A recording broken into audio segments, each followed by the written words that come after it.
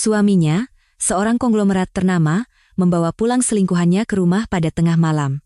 Yakin bahwa istrinya tidak akan berani membuat keributan, keesokan harinya ia bangun dengan ekspresi puas, hanya untuk disambut berita bahwa grup perusahaannya telah bangkrut. Ia pun luruh seketika. Di seluruh Jakarta, tidak ada yang tidak tahu bahwa Baskara Aditama, Presiden Direktur Grup Nusantara, terkenal memiliki citra pribadi yang bersih dan telah menunggu Kirana Larasati selama 7 tahun. Akhirnya, ia menikahi mawar kecilnya yang telah ia rawat dengan penuh kasih sayang sejak masa kanak-kanak. Namun, baru 3 tahun menikah, hatinya telah berubah.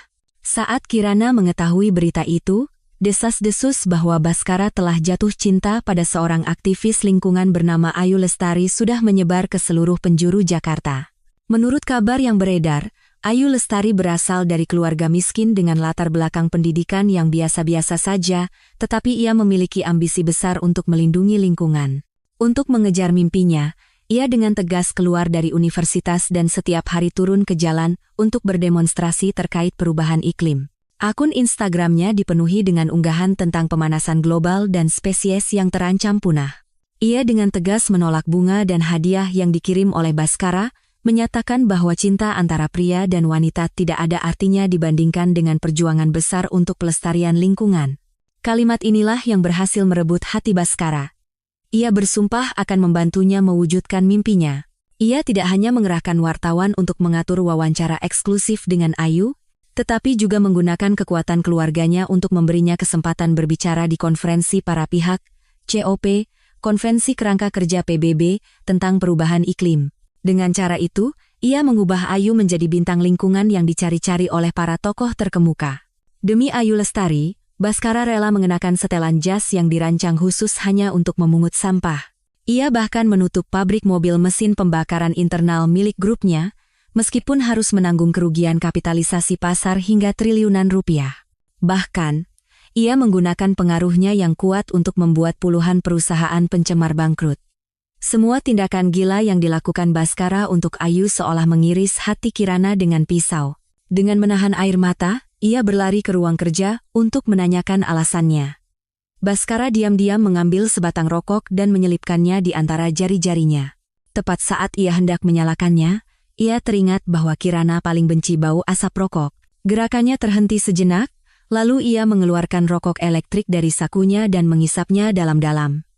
Sambil perlahan mengembuskan asap, tatapannya tertuju lurus pada Kirana. Matanya menyimpan emosi yang dalam dan tak terbaca olehnya. Ayu adalah cinta sejatiku, Kirana. Setelah bertemu dengannya, barulah aku sadar bahwa cinta tidak bisa dikompromikan. Wajah Kirana memucat pasi. Rasanya seperti terkurung di dalam gudang es. Keluarga kita telah menjalin hubungan turun-temurun. Pernikahan yang telah diatur ini menguntungkan kedua belah pihak. Aku tidak akan menceraikanmu, tetapi hatiku hanya milik Ayu. Cinta sejati.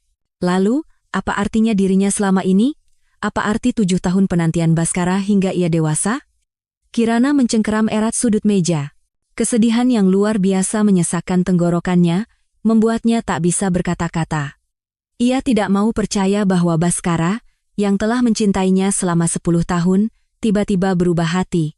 Ia mencoba menghibur dirinya sendiri, bahwa Baskara hanya sedang jenuh sesaat. Begitu ia sadar bahwa aktivis lingkungan Ayu Lestari hanyalah orang yang tampak hebat di luarnya, ia pasti akan kembali padanya. Namun, yang ditunggu Kirana adalah pemandangan Baskara membawa Ayu ke rumah utama keluarga dan meminta seluruh anggota keluarga untuk mendukung pelestarian lingkungan sesuai arahan Ayu. Bahkan, posisi direktur eksekutif yang semula merupakan jatah nyonya besar grup Nusantara diserahkan kepadanya. Sehari setelah Ayu Lestari menjadi direktur eksekutif grup Nusantara, Kirana menerima telepon dari orang tuanya. Grup Nusantara tiba-tiba menghentikan proyek pembangkit listrik tenaga nuklir dengan Grup Jaya. Grup Jaya telah menanamkan seluruh dananya ke dalam proyek ini. Jika proyek ini dihentikan di tengah jalan, mereka bisa langsung bangkrut. Kirana dengan susah payah menenangkan orang tuanya yang cemas dan segera bergegas ke kantor Grup Nusantara. Ayu sedang melukis poster lingkungan. Setelah mendengar permohonan Kirana, ia tidak terburu-buru, menyelesaikan sapuan warna hijau terakhirnya, lalu berkata dengan dingin, "Tidak bisa. Proyek pembangkit listrik tenaga nuklir menyebabkan polusi udara yang parah.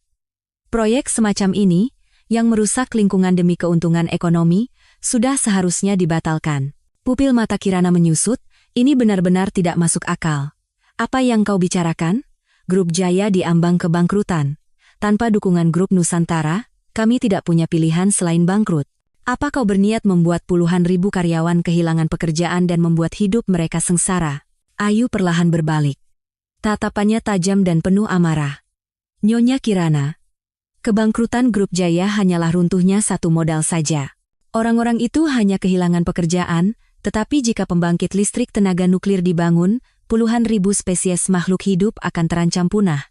Apakah Anda tidak bisa membedakan mana yang lebih penting dan mendesak? Karena itu, saya tidak hanya tidak akan menyetujui proyek ini, tetapi saya juga akan memimpin orang-orang untuk berdemonstrasi di lokasi proyek. Begitu ia selesai berbicara, Kirana melihat dengan jelas poster yang sedang ia lukis. Itu adalah manifesto lingkungan yang menentang proyek pembangkit listrik tenaga nuklir. Tanpa ragu, Kirana menghalangi Ayu. Dengan satu langkah, ia mencoba merebut poster itu. Tidak, aku tidak akan pernah membiarkanmu pergi. Keduanya terlibat dalam perkelahian fisik. Dalam kekacauan itu, poster yang digambar dengan susah payah robek menjadi dua. Tepat pada saat itu, Baskara datang setelah mendengar keributan. Wajahnya langsung berubah saat melihat Ayu dengan rambut acak-acakan, pakaian kusut, dan beberapa goresan di wajahnya. Ia memeluk Ayu dan bertanya dengan lembut, "Ayu, kamu tidak apa-apa?" Ayu menatapnya dengan ekspresi memelas dan menjelaskan situasinya. "Mas Bas, ini bukan salah Mbak Kirana, dia hanya khawatir tentang orang tuanya, sayang sekali poster yang aku gambar semalaman. Tapi aku tidak bisa membiarkan Grup Jaya terus merusak lingkungan ekologis kita." Mendengar itu, tatapan Baskara menjadi sedingin es. Ia menatap tajam ke arah Kirana yang pucat dan bingung, suaranya penuh dengan hawa dingin. "Bawa Nyonya ke ruang pengasingan, dan biarkan dia merenung dengan baik. Tanpa izinku, jangan biarkan dia keluar selangkah pun." Kemudian, ia menoleh ke arah Ayu dan berkata dengan nada lembut, "Ayu, waktunya sudah hampir habis, ayo kita berangkat." Kirana menatap Baskara dengan tidak percaya, suaranya bergetar. "Baskara, apa kau sudah gila? Kau tahu betul bahwa pembangkit listrik tenaga nuklir jauh lebih sedikit mencemari lingkungan daripada pembangkit listrik tenaga batu bara. Proyek itu adalah impian seumur hidup orang tuaku. Apa kau akan diam saja melihat Ayu menghancurkannya? Apa kau begitu mencintai wanita ini?" Tidak ada sedikit pun keraguan di wajah Baskara. Ia berkata dengan tegas, "Kirana, hentikan. Aku sudah berjanji pada Ayu untuk mendukung penuh perjuangan lingkungannya, hanya dengan begitu dia mau bersamaku." Saat ia memberi isyarat, beberapa pengawal mendekat dan dengan paksa menyeret Kirana yang menangis, "Baskara, lepaskan aku. Aku bisa melepaskan posisi Nyonya Besar Grup Nusantara, tolong selamatkan orang tuaku. Kau menyukai wanita itu, kan? Aku akan mundur. Aku akan merelakan kalian, tolong." Tatapan Baskara menjadi semakin dingin. Ia berkata dengan dingin pada Kirana, "Kirana, berhentilah membuat keributan." Segera setelah itu, ia berbalik dan pergi bersama Ayu. Tidak peduli seberapa banyak Kirana memohon dan menangis, ponselnya dirampas dan ia dikurung di sebuah ruangan gelap. Dalam kegelapan yang tak berujung, ia perlahan tenggelam sendirian ke dalam jurang keputusasaan. Bagaimana semua ini bisa terjadi? Belum lama ini, pria itu masih mencintainya begitu dalam. Keluarga Aditama dan keluarga Larasati telah berteman turun-temurun. Sejak kecil, keduanya telah dijodohkan. Baskara 9 tahun lebih tua dari Kirana, dan mereka tumbuh bersama sebagai teman masa kecil. Baskara selalu melindunginya. Dialah yang pertama kali menemukan alergi kacangnya, yang menemaninya saat malam-malam badai yang menakutkan, dan yang memberinya ciuman pertama. Baskara merawat mawar kecil bernama Kirana selama 20 tahun, seolah-olah sedang memelihara sekuntum bunga, dan akhirnya menunggu hingga bunga itu mekar sempurna. Pada hari pernikahan mereka, ia berlutut dengan satu kaki, dan berkata padanya dengan mata penuh cinta, "Kirana, aku akan mengabdikan seluruh hidupku untuk melindungimu, sampai akhir hayatku." Kalau dipikir-pikir, sepertinya ia sudah lama melupakan kata-kata itu. Kirana meringkuk di sudut, memeluk dirinya sendiri.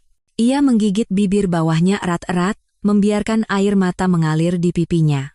Keesokan paginya, pintu ruangan gelap itu dibuka dengan kasar. Seorang pengawal mengembalikan ponselnya. Kirana segera menelepon orang tuanya, tetapi setelah hampir 50 panggilan, tidak ada yang menjawab. Bayangan firasat buruk melintas di matanya. Ia segera bangkit dan keluar.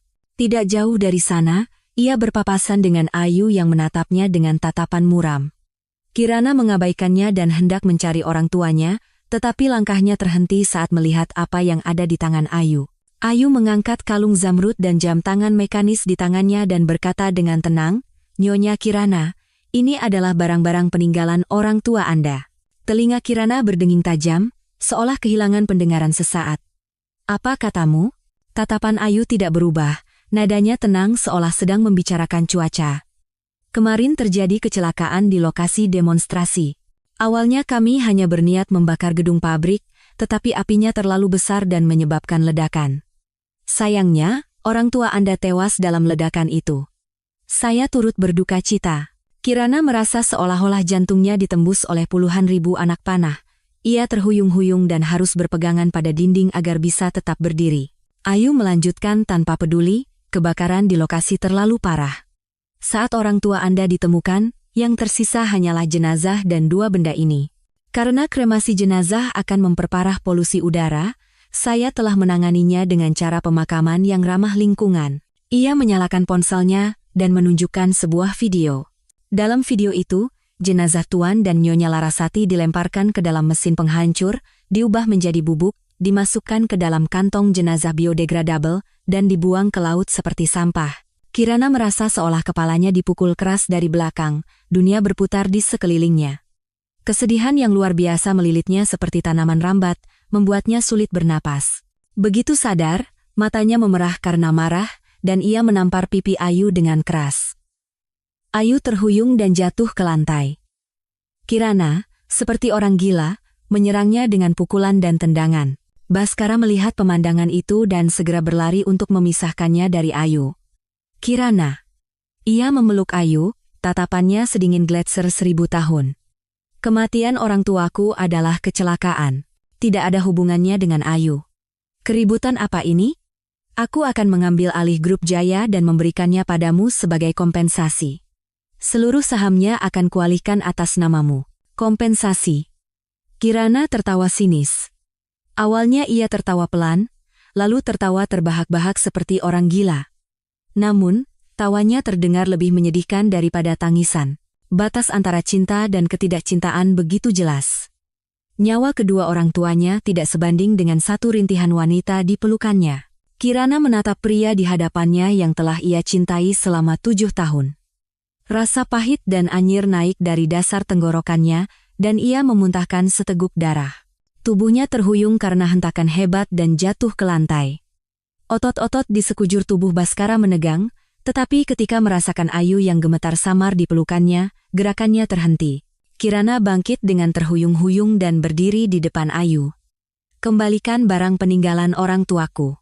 Tangannya sudah tergores dan robek, darah merembes dari kulitnya yang lembut dan menetes di sepanjang garis telapak tangannya. Ayu, dengan bantuan Baskara, perlahan bangkit. Ia menggenggam erat barang-barang itu, mengangkat kepalanya, dan berkata dengan dingin, "Maaf, Nyonya Kirana. 2 benda ini sudah saya janjikan untuk dilelang oleh organisasi lingkungan. Seluruh hasilnya akan disumbangkan untuk kegiatan pelestarian lingkungan." Kirana dengan putus asa mencoba merebut kembali barang-barang itu, tetapi lengannya yang terangkat langsung dicengkeram erat oleh Baskara. Tatapannya dingin. "Kirana, sepertinya aku terlalu memanjakanmu. Ayu bilang akan digunakan untuk donasi. Apa kau tidak dengar? Donasi?" Kirana tersenyum sinis, sudut bibirnya melengkung. Ia menatap lurus ke arah Ayu dan berkata, "Aku akan menyiapkannya." Ia menggertakkan giginya dan dengan paksa melepaskan cincin kawin dari jarinya. Dengan suara tulang yang patah, Kirana, seolah tidak merasakan apa-apa, menyodorkan cincin itu kepada Ayu. Berlian biru dari Afrika Selatan, nilainya mencapai puluhan miliar. "Tukar dengan ini, kembalikan barang peninggalan orang tuaku." Wajah Baskara langsung menjadi gelap. Tepat saat ia hendak mengatakan sesuatu, Ayu memotongnya. "Baiklah, Nyonya Kirana. Terima kasih atas kemurahan hati Anda demi perjuangan lingkungan. Atas nama semua aktivis lingkungan, Saya mengucapkan terima kasih. Baskara akhirnya menelan kembali kata-kata yang hendak keluar. Kirana dengan hati-hati menerima barang peninggalan orang tuanya dan pergi tanpa menoleh ke belakang. Ayu tersenyum dan menatap Baskara. Mas Bas, ini bagus sekali. Kalau cincin ini terjual, kita bisa mendapatkan dana untuk kegiatan organisasi lingkungan. Baskara, untuk pertama kalinya, tidak menanggapi kata-katanya, dan hanya menatap punggung Kirana yang menjauh dengan tatapan kosong. Beberapa saat kemudian, ia mengambil cincin itu dari tangan Ayu dan berkata dengan lembut, Ayu, biar aku yang urus pelelangannya. Ayu tersenyum cerah dan mengangguk. Setelah meninggalkan kediaman itu, Kirana naik taksi menuju pantai. Ia menatap lautan yang bergelombang. Abu jenazah orang tuanya telah hilang tanpa jejak. Ia berlutut di pantai. Air mata seketika mengaburkan pandangannya. Ia teringat hari pernikahannya, saat orang tuanya meletakkan tangannya di tangan Baskara. Baskara, kami percayakan putri kami yang paling berharga kepadamu. Jika kau mengecewakannya, kami akan mempertaruhkan nyawa kami untuk tidak akan membiarkanmu begitu saja. Memikirkan itu, Kirana menjerit pilu. Ia meringkuk di atas pasir, tangan kanannya meremas kerah bajunya di dada, dan tangan kirinya memukul-mukul tanah dengan liar. Rasanya seperti organ-organ dalamnya diremas oleh tangan raksasa tak terlihat. Rasa sakit yang merobek menyebar dari jantungnya melalui pembuluh darah, menembus setiap ujung sarafnya, bahkan bernapas pun terasa menyakitkan hingga ke tulang. Baskara, yang berjanji akan melindunginya seumur hidup, telah melanggar janjinya. Orang tuanya, yang paling menyayanginya, telah tiada. Dua keluarga yang ia miliki hancur berkeping-keping hanya dalam satu hari. Dengan hati yang putus asa, Kirana mendatangi sebuah kantor pengacara dan menyusun surat perjanjian cerai. Kemudian, ia membawa surat itu ke kantor catatan sipil. Tidak, ia pergi ke Polda Metro Jaya. Saya ingin melapor. Saya menuntut Ayu Lestari atas tuduhan pembunuhan berencana dan penodaan jenazah. Kata-katanya membuat petugas penerima laporan terkejut. Saat Ayu Lestari digiring ke kantor polisi, tidak ada sedikit pun raut ketakutan di wajahnya. Begitu melihat pelapor, Kirana, ia mengerutkan kening dan berkata dengan nada tidak senang, Mbak Kirana, apa-apaan ini? Kirana meliriknya sekilas dan berkata kepada polisi, di ponsel wanita ini ada video bukti penodaan jenazah orang tua saya. Saya juga mendengar dengan telinga saya sendiri dia mengaku telah menyulut api. Pasti ada CCTV di lokasi kecelakaan orang tua saya yang bisa membuktikan kebenaran kata-kata saya. Ayu menghela napas ringan dengan tatapan penuh simpati. Mbak Kirana, sudah saya katakan. Kematian orang tua Anda adalah kecelakaan, sebuah hukuman dari alam. Orang tua Anda telah menunjukkan dengan jelas akibat dari tidak menghormati alam, tetapi Anda masih saja keras kepala seperti ini. Polisi menyita ponselnya, tetapi setelah dicari-cari, video yang dimaksud tidak ditemukan. Mbak Kirana, tidak ada video seperti itu di ponsel Nona Ayu Lestari. Kirana tidak percaya dan merebut ponsel itu, mencoba mencarinya berdasarkan ingatannya, tetapi tidak ada dimanapun, tidak mungkin. Jelas-jelas ada di sini. Ayu tersenyum tipis. Mbak Kirana, saya adalah aktivis lingkungan terkenal. Menyakiti seekor hewan saja membuat hati saya sakit, bagaimana mungkin saya sengaja membunuh orang? Seberapapun Anda membenci saya, Anda tidak seharusnya memfitnah saya seperti ini. Kirana melihat ekspresi kemenangannya dan mengepalkan tangannya hingga kuku-kukunya menancap di telapak tangannya. Pak Polisi, pasti masih ada CCTV di lokasi kejadian. Polisi mengamankan CCTV di sekitar lokasi dan memeriksanya frame demi frame, tetapi tidak menemukan apapun. Pikiran Kirana terasa kosong. Tepat pada saat itu, suasana di luar kantor polisi tiba-tiba menjadi riuh. Seorang petugas berlari masuk sambil berteriak, "Gawat!"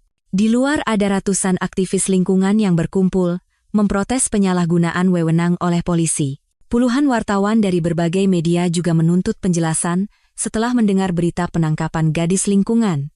Wajah para polisi di lobi menegang. Mereka serempak berlari keluar untuk menjaga ketertiban. Sebelum Kirana sempat bereaksi, Baskara masuk dengan wajah tegang. Ia melewati Kirana dan langsung menghampiri Ayu, bertanya dengan cemas, "Ayu, kamu tidak apa-apa?" "Aku sudah menghubungi media dan organisasi lingkungan untuk menekan kantor polisi. Mereka tidak macam-macam denganmu, kan?" Ayu menggelengkan kepala. "Mas Bas, aku tidak apa-apa." Baskara menatap Kirana dengan tatapan tajam seperti bilah pisau, berteriak dengan marah, "Kirana, di tengah kekacauan ini kau masih belum sadar juga?" Kirana menatap wajah dinginnya dengan sedih. Perlahan, dengan suara serak, ia membuka mulut, "Aku yang membuat kekacauan? Ayu menyulut api dan membunuh orang tuaku, bahkan merusak jenazah mereka dengan kejam. Apa salahnya aku melapor ke polisi untuk mencari keadilan?" Wajah Baskara berubah menjadi sangat buruk. "Dasar keras kepala. Apa kau tahu seberapa besar masalah yang kau timbulkan pada Ayu dengan laporanmu? Dia sudah berkorban begitu banyak untuk lingkungan, dan sekarang dia dicela karenamu. Segera cabut laporanmu dan minta maaf pada Ayu di depan media." Kirana tidak percaya dengan apa yang didengarnya. "Baskara, kau menyuruhku minta maaf pada Ayu? Tidak mungkin. Akulah korbannya." Sebelum ia selesai berbicara, Baskara menyodorkan layar ponselnya di depannya. Tatapannya dingin. "Kau tidak ingin melihat grup Jaya, yang dibangun seumur hidup oleh orang tuamu, lenyap begitu saja, kan?" Mata Kirana membelalak, seolah disambar petir. Di layar, tertera harga saham grup Jaya yang anjlok. Ia sedang mengancamnya dengan grup Jaya. "Baskara." Suaranya bergetar seperti diiris pisau. "Apa kau sebegitu cintanya pada wanita itu?" Matanya memerah. Air mata mulai mengalir. "Apa kau ingat janjimu pada orang tuaku? Kau bersumpah akan menjagaku seumur hidup dan tidak akan pernah membuatku sedih." Bibir Kirana bergetar. Hatinya dipenuhi rasa sakit dan putus asa. Namun, Baskara tidak menunjukkan reaksi apapun. Dulu, pria yang akan menghiburnya dengan segala cara jika ia meneteskan setetes air mata, kini tidak hanya acuh tak acuh, tetapi bahkan menunjukkan ekspresi kesal. "Sudah cukup. Dulu memang benar hatiku sakit saat melihatmu menangis. Tapi kau terlalu sering menggunakan cara itu, sekarang aku hanya merasa jengkel. Sebagai nyonya besar grup Nusantara, kau harus memiliki martabat yang sesuai. Lakukan apa yang kusuruh, maka aku akan menjaga reputasimu." Kirana berdiri terpaku di tempatnya untuk waktu yang lama. Kemudian, ia menyeka air mata di wajahnya dengan punggung tangannya dan tersenyum pahit. "Ya, seharusnya aku sudah tahu sejak awal." Ia menatap Baskara dengan mata bengkak. "Baiklah. Aku akan minta maaf. Syaratnya, kau harus menandatangani surat persetujuan pengalihan saham ini." Baskara, tanpa membaca isinya, mengambil pulpen dan menandatanganinya di bagian akhir. Kirana menerima surat perjanjian cerai yang disamarkan sebagai surat pengalihan saham. Hatinya terasa hampa. Di bawah tatapan membara Baskara, ia berjalan keluar. Segera, para wartawan mengelilinginya. Kirana menghadap kamera dan berkata dengan jelas, "Saya mohon maaf karena telah menyia-nyiakan sumber daya publik. Kematian orang tua saya adalah sebuah kecelakaan dan tidak ada hubungannya dengan Nona Ayu Lestari." Sore itu, semua tajuk utama media di Jakarta dipenuhi dengan berita permintaan maaf Kirana. Di media sosial, para influencer lingkungan terkenal yang dibayar oleh Baskara mulai membela Ayu. Netizen yang tidak tahu kebenarannya melontarkan kecaman keras terhadap grup Jaya sebagai perusahaan pencemar. Akun media sosial pribadi Kirana diserbu oleh komentar jahat dari para aktivis lingkungan ekstrem. Dengan tenang, ia menonaktifkan semua akun media sosialnya. Kemudian, ia membawa surat perjanjian cerai yang telah ditandatangani ke kantor pengacara. "Nyonya Kirana, setelah masa tunggu perceraian selama 1 bulan berlalu, hubungan pernikahan Anda berdua akan resmi berakhir." Kirana mengangguk. Perasaan lega yang tak terlukiskan menyelimutinya. Dalam perjanjian cerai itu, ia hanya menuntut kepemilikan grup Jaya. Ia tidak menginginkan apapun lagi. Segala sesuatu yang berhubungan dengan Baskara kini hanya menimbulkan rasa jijik baginya. Setelah kembali ke rumah, ia mengurung diri di kamar, diam-diam menunggu masa tunggu perceraian berakhir. Ayu Lestari sudah menjadi nyonya rumah yang sesungguhnya di kediaman Aditama. Ia melarang penggunaan sumpit kayu di rumah, menghentikan penggunaan mobil bermesin pembakaran internal, dan melarang konsumsi daging. Baskara menuruti semua permintaannya. Kemesraan mereka membuat siapapun yang melihatnya iri. Kirana, seperti seorang penonton, mengamati kemesraan mereka dengan dingin. Hatinya yang dulu pernah sangat mencintai Baskara telah benar-benar mendingin di tengah kekecewaan yang berulang kali. Kini, ia hanya ingin segera meninggalkan tempat yang menjijikkan ini. Akhirnya, tiba hari diadakannya acara doa bersama untuk Tuan dan Nyonya Larasati. Kirana bangun pagi-pagi sekali dan menuju ke rumah duka. Acara diadakan secara sederhana, hanya mengundang kerabat dan kenalan dekat. Ia meletakkan barang peninggalan orang tuanya di depan foto hitam putih mereka dan mengundang para pemuka agama untuk membacakan doa demi ketenangan arwah mereka.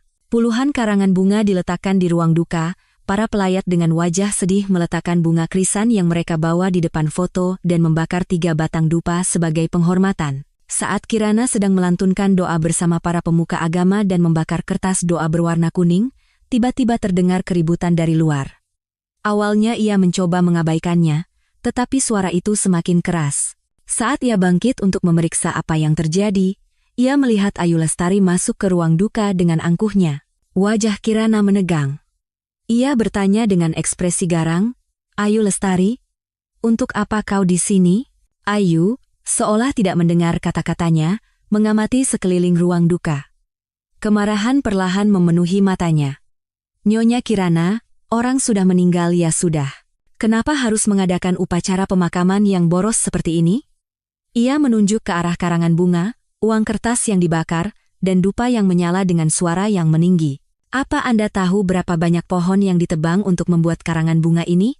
Apa Anda tahu berapa banyak polutan udara seperti formaldehida, benzena, dan hidrokarbon aromatik polisiklik yang dihasilkan dari pembakaran uang kertas dan dupa ini? Saya pikir kematian orang tua Anda akan menyadarkan Anda akan pentingnya perlindungan lingkungan, tetapi bukannya bertobat, Anda malah keterlaluan." Setelah selesai berbicara, Ayu berlari ke arah karangan bunga dan mulai menghancurkannya dengan palu. Tidak cukup sampai di situ, ia menendang Anglo di depan pemuka agama. Seketika, percikan api beterbangan ke segala arah. Seluruh tubuh Kirana gemetar karena marah. Saat Ayu hendak mematahkan dupa yang menyala, ia segera berlari untuk menghentikannya. "Wanita gila, hentikan sekarang juga." Kirana menjambak rambut Ayu dan menariknya dengan keras. Ayu, meskipun tubuhnya terhuyung ke belakang, mati-matian mengulurkan tangan untuk meraih sesuatu, lalu ia menjerit pilu. "Ayu!" Baskara muncul di rumah duka dengan setelan jas hitam. Begitu melihat Ayu menjerit dan jatuh, ia langsung berlari untuk menangkapnya. "Ada apa?" Ayu memegang lengannya, matanya berkaca-kaca. "Mas Bas, aku sudah menasihati Mbak Kirana baik-baik agar tidak mencemari lingkungan, tapi tiba-tiba dia mau membakarku dengan dupa yang menyala." Ia menunjukkan lengannya yang terdapat beberapa bekas luka bakar kemerahan. Wajah Kirana memucat. "Tidak. Wanita ini yang seenaknya mengacaukan pemakaman orang tuaku, aku hanya mencoba menghentikannya."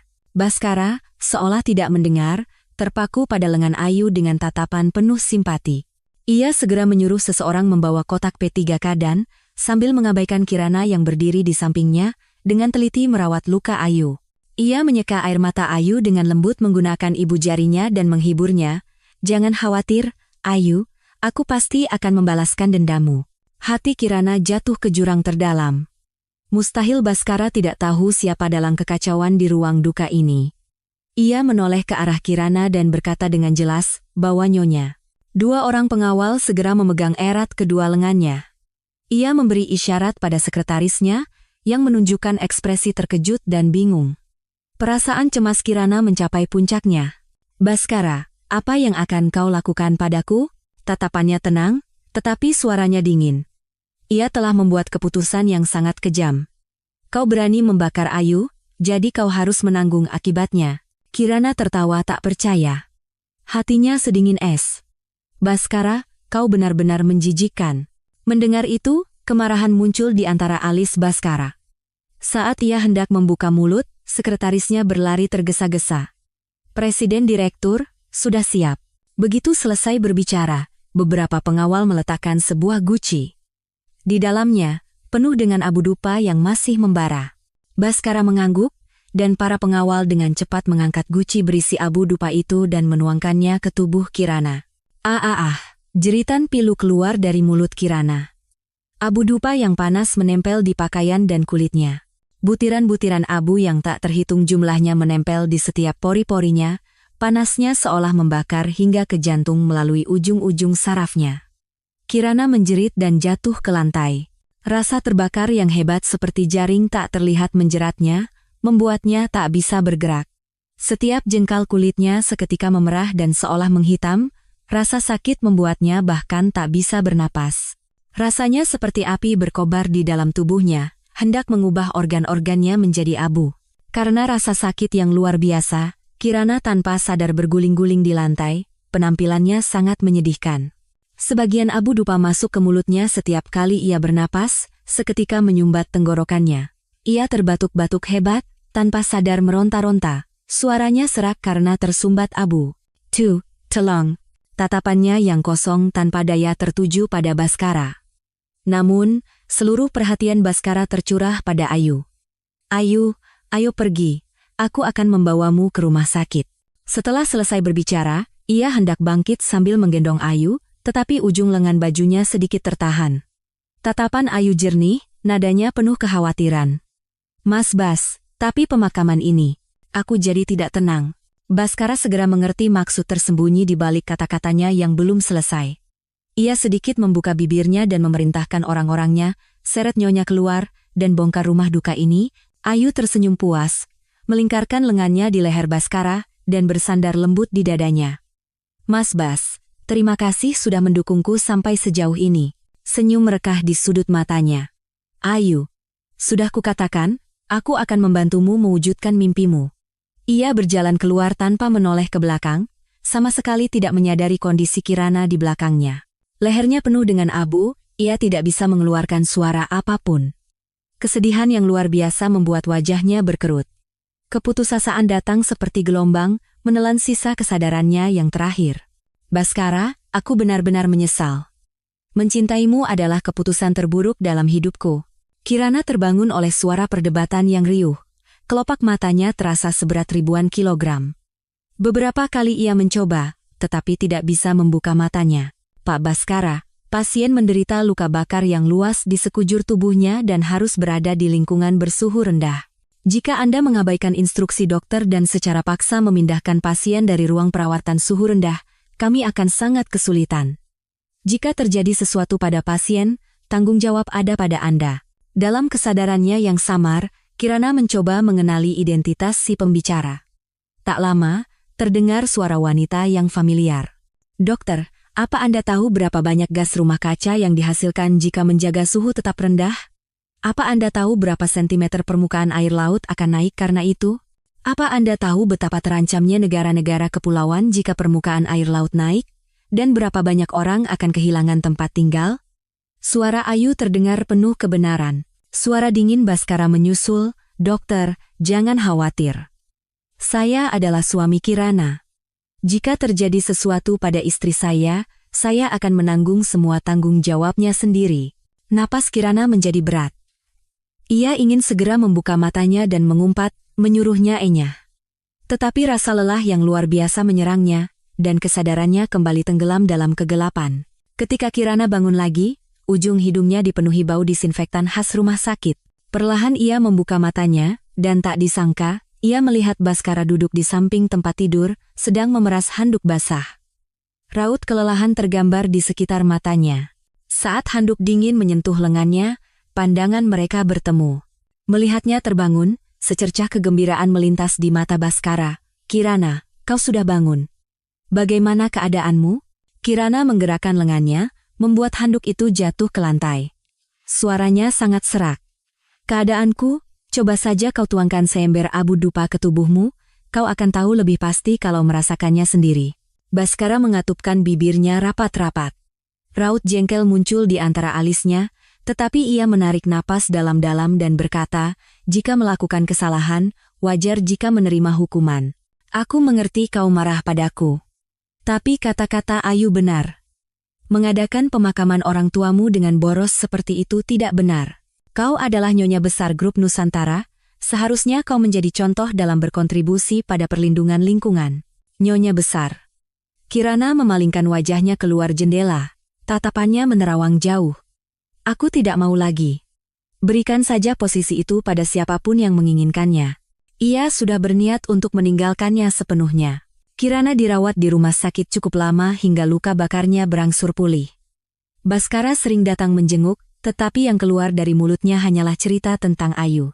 Cerita tentang bagaimana Ayu berhasil menutup pembangkit listrik tenaga batu bara, atau memberikan ceramah lingkungan yang sukses, atau dengan berani menyelamatkan hewan-hewan. Tubuhnya ada di rumah sakit, tetapi hatinya seolah sepenuhnya ada pada Ayu. Kirana menatapnya dengan dingin dan berkata dengan nada tidak senang, "Kalau mau pamer, kau salah orang. Aku tidak tertarik mendengar cerita kepahlawanan wanita itu, dan aku juga tidak ingin melihatmu lagi." Baskara sepertinya sudah terbiasa dengan sikap dinginnya. Ia mengangkat kelopak matanya dan berkata dengan ekspresi tenang, "Aku hanya mengatakan fakta, jangan terlalu sensitif. Dan kau adalah istriku, jadi aku punya tanggung jawab untuk merawatmu." Kirana menatapnya dengan pandangan menghina dan mencibir. Mustahil ia benar-benar ingin merawatnya. Itu semua karena media memberitakan hubungan ambigu mereka, yang berdampak buruk pada gerakan lingkungan Ayu.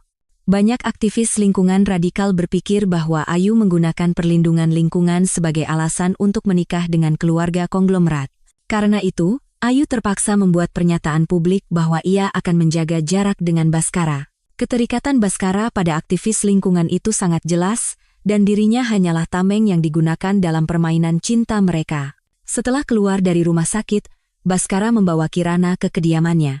Ia ingin menggunakan kesempatan ini untuk mempromosikan cinta mereka yang kokoh secara besar-besaran, guna mengurangi dampak negatif pada bisnis Ayu.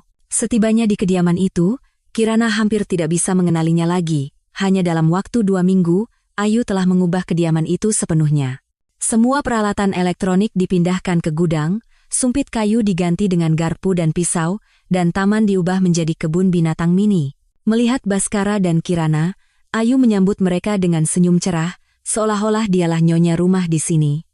"Mas Bas, Mbak Kirana, selamat datang di rumah." Kirana hanya tersenyum tipis tanpa berkata apa-apa.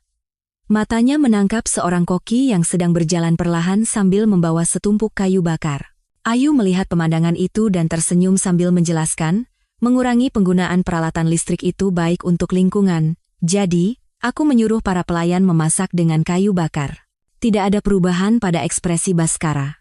Sepertinya ia sudah tahu. Kirana mengangkat alisnya dan sedikit tersenyum. "Mbak Ayu, bukankah membakar kayu akan menghasilkan karbon dioksida?" Wajah Ayu berubah, tetapi ia segera kembali tenang. Mbak Kirana sepertinya kurang tahu. Polusi yang disebabkan oleh peralatan listrik jauh lebih parah daripada membakar kayu. Ini adalah keputusan yang sudah saya pertimbangkan untung ruginya.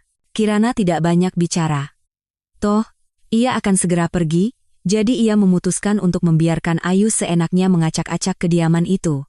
Di meja makan, hanya ada hidangan vegetarian. Kirana sudah bosan dengan makanan cair di rumah sakit, jadi makan sayuran segar saja sudah terasa istimewa.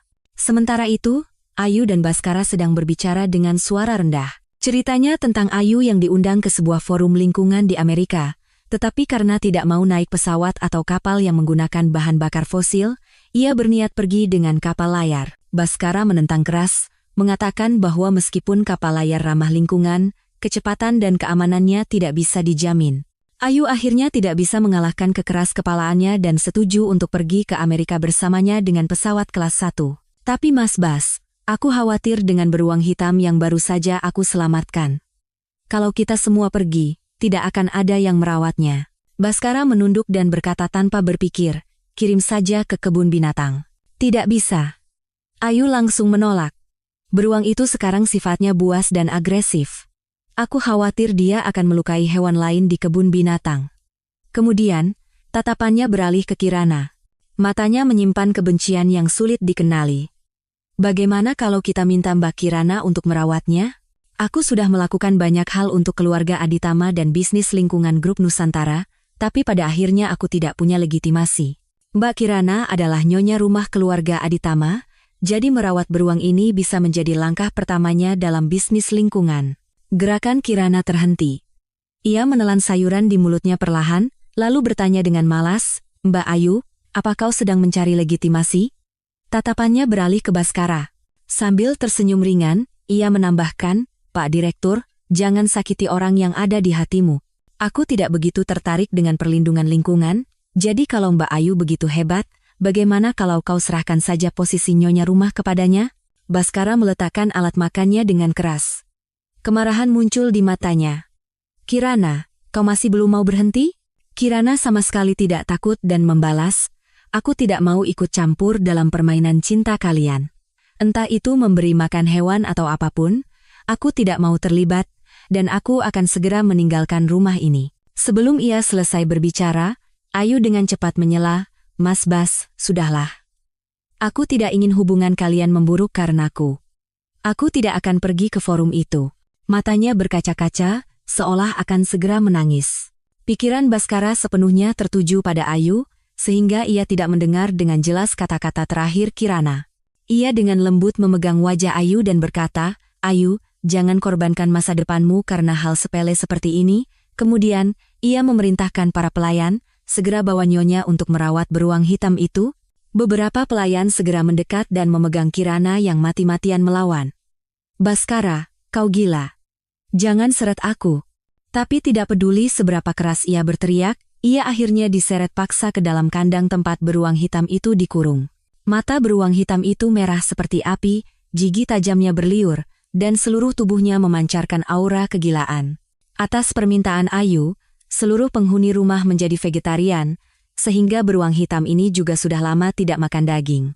Beruang itu mengendus-endus. Begitu mencium bau darah dari tubuh Kirana, matanya langsung terbuka lebar dan menunjukkan sisi liarnya.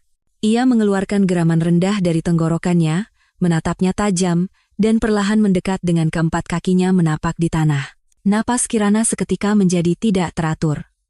Rasa takut yang luar biasa menjerat tubuhnya, membuatnya tidak bisa bergerak. Ia menekan keinginan untuk berteriak dengan mata ketakutan, berusaha sebisa mungkin untuk tetap tenang. Semua pelayan berdiri dari kejauhan, takut diserang oleh beruang hitam yang kelaparan. Kirana melihat beruang itu semakin mendekat, memperlambat napasnya, dan berusaha menunjukkan bahwa ia tidak mengancam. Lalu ia menatap dingin seorang pelayan dan berkata, "Bawakan 1 botol madu." Saat pelayan itu ragu-ragu, tatapan Kirana menjadi tajam. "Meskipun Baskara tidak lagi menyukaiku, aku tetap nyonya rumah di sini. Percayalah, jika aku mati di sini, kalian juga akan mati bersamaku." Para pelayan saling berpandangan, lalu segera berlari mengambil madu. Kirana menerima madu itu dan dengan hati-hati menuangkannya di tempat yang paling jauh dari pintu. Beruang hitam memiliki penglihatan yang buruk, tetapi indera penciumannya sangat tajam.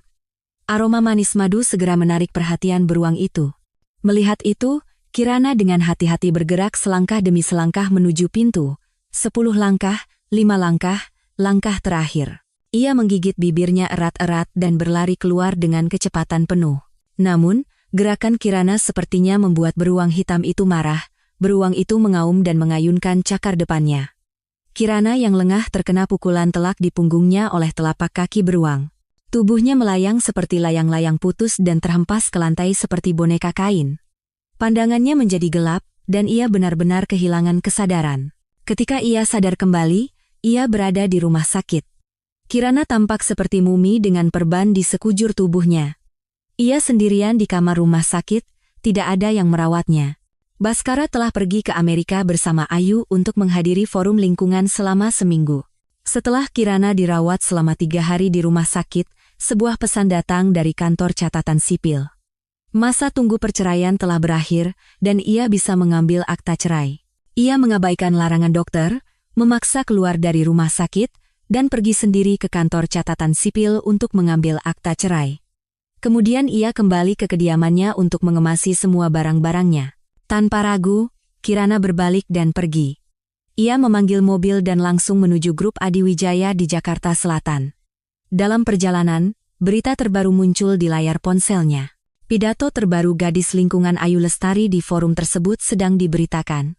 Banyak orang menderita dan sekarat.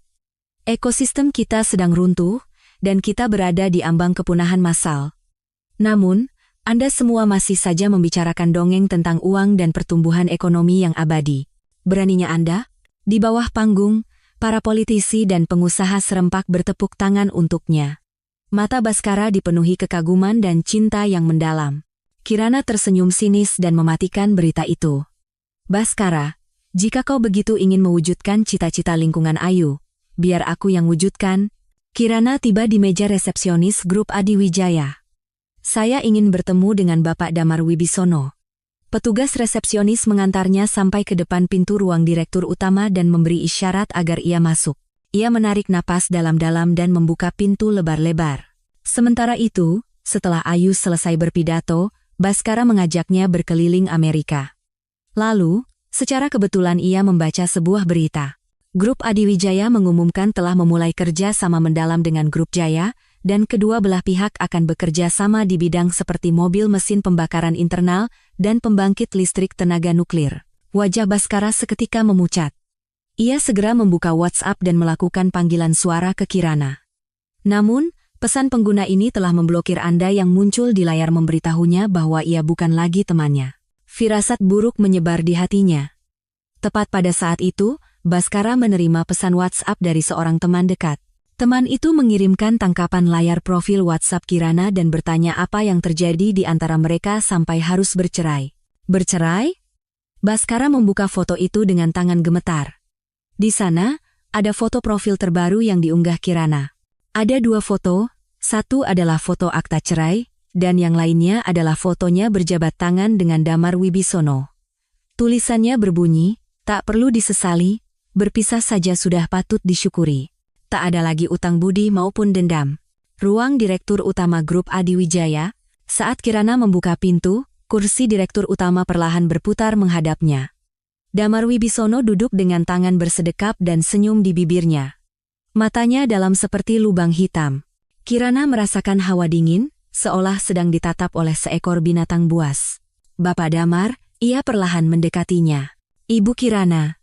Damar masih tersenyum, bangkit, dan mengulurkan tangan untuk berjabat tangan.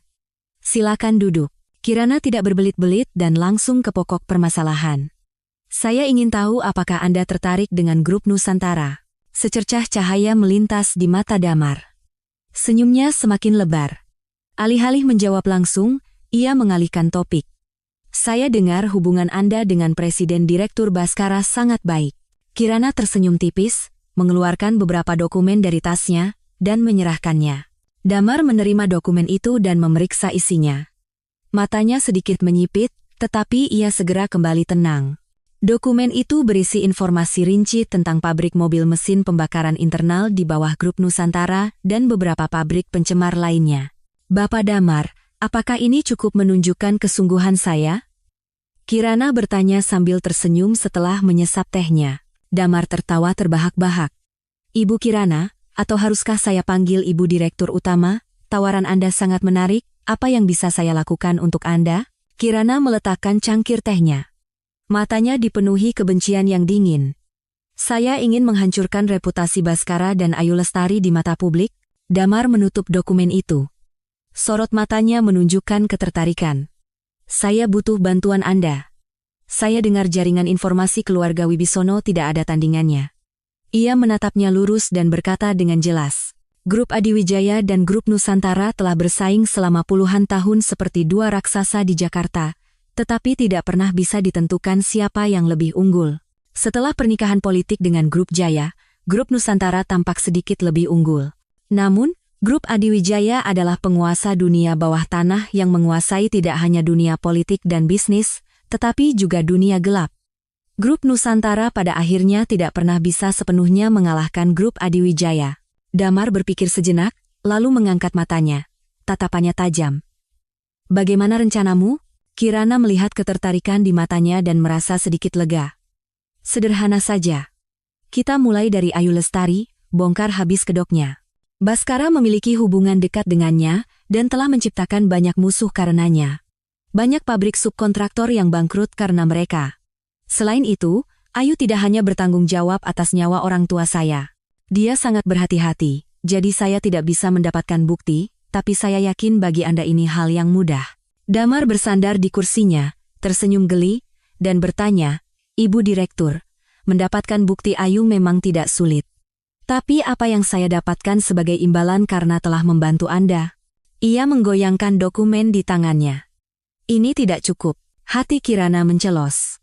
Ini adalah momen krusial dalam negosiasi. Ia harus menawarkan kartu yang cukup kuat untuk membuatnya bergerak. Grup Jaya akan menjadi mitra paling setia Grup Adiwijaya. Damar menatapnya lekat-lekat, lalu mengoperasikan komputernya dan memutar layarnya ke arahnya. Ibu Direktur, Anda bercanda? Grup Jaya sudah diambang kebangkrutan, bahkan untuk berdiri sendiri saja sudah susah. Mendengar itu, Kirana menunduk dan mengeluarkan dokumen lain dari tasnya. Grup Jaya telah mencapai kemajuan signifikan di bidang pembangkit listrik tenaga nuklir dan telah lama mengakumulasi teknologi di bidang energi bersih, tenaga surya, dan mobil listrik. Jika Anda setuju, Grup Jaya bersedia berbagi semua informasi ini dengan Grup Adiwijaya. Pembagian keuntungan akan menjadi 70% untuk Grup Adiwijaya dan 30% untuk Grup Jaya. Damar menatap dokumen itu cukup lama, lalu tersenyum puas. Ibu Direktur, saya senang bisa bekerja sama dengan Anda. Kirana melihatnya dan menghela napas lega, membalas, saya juga senang. Begitu berita kerjasama antara keluarga Wibisono dan keluarga Larasati diumumkan, Jakarta langsung gempar. Saham Grup Jaya meroket dari titik terendahnya. Meskipun belum kembali ke masa kejayaannya, setidaknya tren penurunannya telah berhenti. Keesokan harinya, keluarga Wibisono dan keluarga Larasati mengadakan konferensi pers bersama.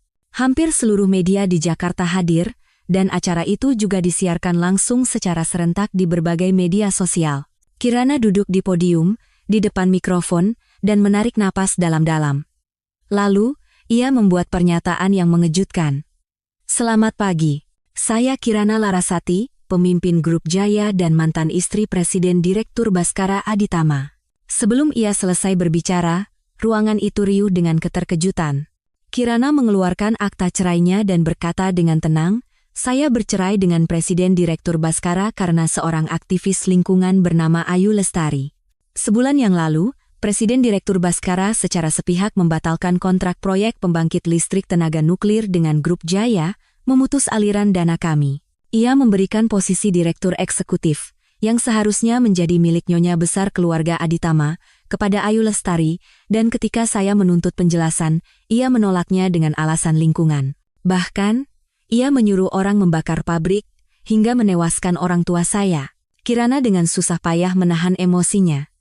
Perlindungan lingkungan yang ia bicarakan adalah dengan menyulut api, menyebabkan ledakan, dan secara langsung membunuh orang tua saya. Ia menoleh ke arah Damar yang duduk di sebelahnya, yang mengangguk pada asistennya. Segera, sebuah video diputar di layar besar di belakang. Video itu dengan jelas menunjukkan Ayu sedang mengamati sekeliling sebelum menyulut api. Para wartawan serempak terkejut. Ia bahkan mencoba menodai jenazah orang tua saya. Ia ingin menghancurkan jenazah, memasukkannya ke dalam kantong biodegradable, dan membuangnya ke laut untuk menghilangkan bukti. Para wartawan mengetik keyboard dengan liar. Siaran langsung itu menyebar dengan cepat melalui media sosial dan menduduki peringkat pertama dalam pencarian real-time. Kirana terisak, berdiri, dan menunjukkan bekas luka bakar di lengan dan kakinya. Ayu Lestari mengacau di acara pemakaman orang tua saya. Ketika saya mencoba menghentikannya, ia malah menuduh saya sebagai pelaku. Presiden Direktur Baskara, tanpa mencari tahu kebenarannya, langsung menyimpulkan bahwa sayalah yang bersalah dan menuangkan abu dupa panas ke sekujur tubuh saya. Meskipun dokter melarang, ia memindahkan saya dari ruang perawatan suhu rendah, dan demi perlindungan lingkungan palsunya, Ayu melemparkan saya sebagai umpan kepada beruang hitam yang kelaparan, hingga saya nyaris kehilangan nyawa. Ia menunjukkan rekam medisnya. Para wartawan terperangah. Setelah konferensi pers berakhir, tagar seperti, Baskara gadis lingkungan, kemunafikan Ayu, dan kehidupan palsu Ayu Lestari langsung mendominasi peringkat pencarian. Netizen menghujat keduanya. Gadis lingkungan itu, lepas dulu mantel bulunya baru bicara, Baskara gila ya. Menyiksa istri sendiri dan tergila-gila pada wanita yang teriak-teriak slogan, matanya buta. Di mana baiknya si Ayu itu? Mulutnya bicara lingkungan, otaknya penuh perhitungan. Sementara itu, saham grup Nusantara anjlok, dan mitra kerjasama berturut-turut membatalkan kontrak dan mulai menghubungi Grup Jaya. Melihat tumpukan proposal kerjasama, Kirana tahu bahwa ia telah berhasil. Ia membungkuk dalam-dalam kepada Damar. Bapak Damar, terima kasih. Jika bukan karena Damar yang menemukan bukti, konferensi pers tidak akan berjalan selancar ini. Damar tersenyum ringan dan menopangnya. Ibu Direktur, daripada ucapan terima kasih, saya lebih menghargai keuntungan nyata. Keduanya saling memandang dan tertawa. Baskara mengabaikan keluhan Ayu dan mengambil penerbangan tercepat kembali ke Jakarta. Begitu pesawat mendarat, ia dikepung oleh wartawan yang telah menunggu di bandara. Para wartawan menjadi heboh begitu melihat Baskara dan Ayu berjalan berdampingan. Mereka saling mendorong dan menekan tombol rana kamera. Bapak Direktur, apakah perceraian Anda dengan Ibu Kirana disebabkan oleh aktivis lingkungan Ayu Lestari? Nona Ayu, bukankah Anda mengatakan akan mengabdikan hidup Anda untuk perjuangan lingkungan? Berjalan berdampingan dengan Bapak Direktur sekarang, bukankah itu tindakan menipu publik? Bapak Direktur, apa ada yang ingin Anda katakan mengenai rumor penyiksaan terhadap Ibu Kirana? Nona Ayu, apakah Anda sengaja membunuh orang tua Ibu Kirana untuk merebut posisinya? Baskara memasang wajah tegang sepanjang waktu, sementara Ayu bersembunyi di belakangnya dengan ketakutan. Setelah berhasil masuk ke limusin dengan pengawalan ketat, ia dengan marah melepaskan dasinya dan melemparkannya ke lantai. Di mana wanita itu, Kirana? Sopir melirik Baskara yang murka melalui kaca spion dan berkata dengan hati-hati, Pak Direktur, Nyonya sudah pindah. Ia memukul sandaran tangan dengan keras. Mobil segera tiba di Grup Nusantara. Karyawan tim humas dan pemasaran sudah menunggu di luar pintu. Mereka sangat membutuhkan arahan Baskara untuk mengatasi situasi yang tidak menguntungkan ini. Segera keluarkan pernyataan resmi, mulai dari perusahaan lingkungan Grup Nusantara belakangan ini. Hubungi para aktivis lingkungan untuk membela kita secara online. Tentang Kirana, sebarkan berita bahwa dia sengaja memfitnahku karena dendam masalah pembagian keuntungan. Baskara berpikir bahwa opini publik akan berpihak pada Grup Nusantara dan Ayu, seperti di luar negeri, di mana banyak aktivis lingkungan akan membela mereka, tetapi ia salah. Netizen sangat rasional. Grup Nusantara lucu banget. Disogok sama LSM luar negeri ya? Tiap hari cuma teriak slogan, tapi nggak ada tindakan nyata, nggak berani tanam pohon di gurun, tapi nutup pabrik dan bikin banyak orang nganggur itu kemampuan apa? Ekonomi harus ada dulu baru lingkungan. Nggak bisa majuin ekonomi, tapi ngomongin lingkungan terus. Aktivis lingkungan sejati lihat ini pasti muntah, opini publik benar-benar di luar kendali, dan saham Grup Nusantara terus anjlok setiap hari. Puluhan mitra kerja sama menuntut pembatalan kontrak dan ganti rugi. Baskara mengamuk di kantornya, tetapi akhirnya jatuh lemas di sofa. Saat itu, ponselnya bergetar. Nama yang muncul di layar, secara mengejutkan, adalah Kirana. Tanpa ragu, Baskara menjawab telepon. Kirana, apa maumu sebenarnya? Di seberang telepon, hening sejenak, lalu terdengar tawa menghina. Pak Direktur, sepertinya Anda belum paham situasinya. Nada menghina itu seperti pisau dingin yang menusuk jantungnya. Akta cerai itu apa lagi? Aku tidak pernah menandatangani perjanjian cerai. Suaranya tanpa sadar mengandung kecemasan. Nada bicara Kirana setenang air. Jika Pak Direktur meragukan keaslian akta cerai, silakan periksa sendiri di kantor catatan sipil. Tapi saya menelepon hari ini bukan untuk membicarakan itu. Saya hanya ingin memberitahu bahwa saya telah mengajukan gugatan ke pengadilan atas pembatalan kontrak sepihak Anda dengan Grup Jaya. Jadi, silakan bayar denda sebesar 500 miliar rupiah kepada Grup Jaya, atau tunggu eksekusi paksa dari pengadilan. Mendengar kata-katanya, Baskara tertegun sejenak. Grup Jaya kan sudah diakuisisi oleh Grup Nusantara, bagaimana kau bisa? Sebelum ia selesai berbicara, telepon terputus. Baskara mencoba menelepon kembali, tetapi panggilannya ditolak.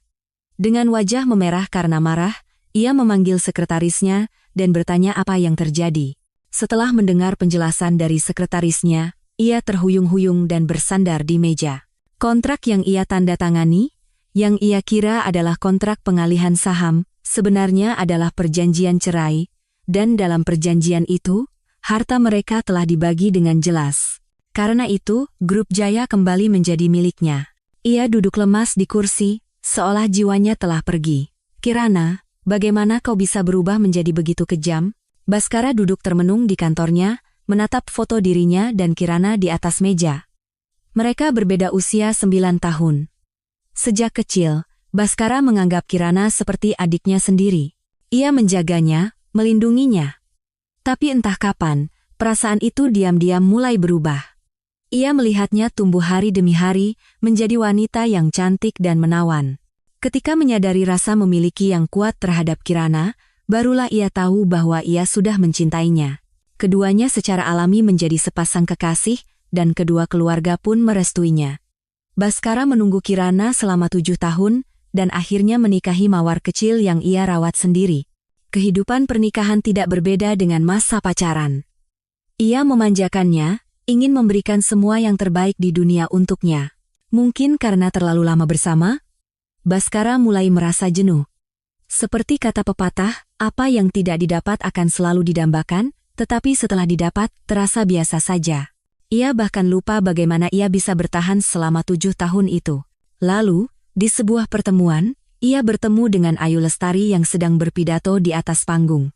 Api yang membara dan semangat yang menggelora di matanya langsung menarik perhatiannya. Seperti batu yang dilemparkan ke danau yang tenang, menimbulkan gelombang besar, ia mulai mengejar Ayu dengan gila-gilaan. Ayu memiliki cita-cita yang luar biasa, siap mengabdikan dirinya untuk perjuangan lingkungan.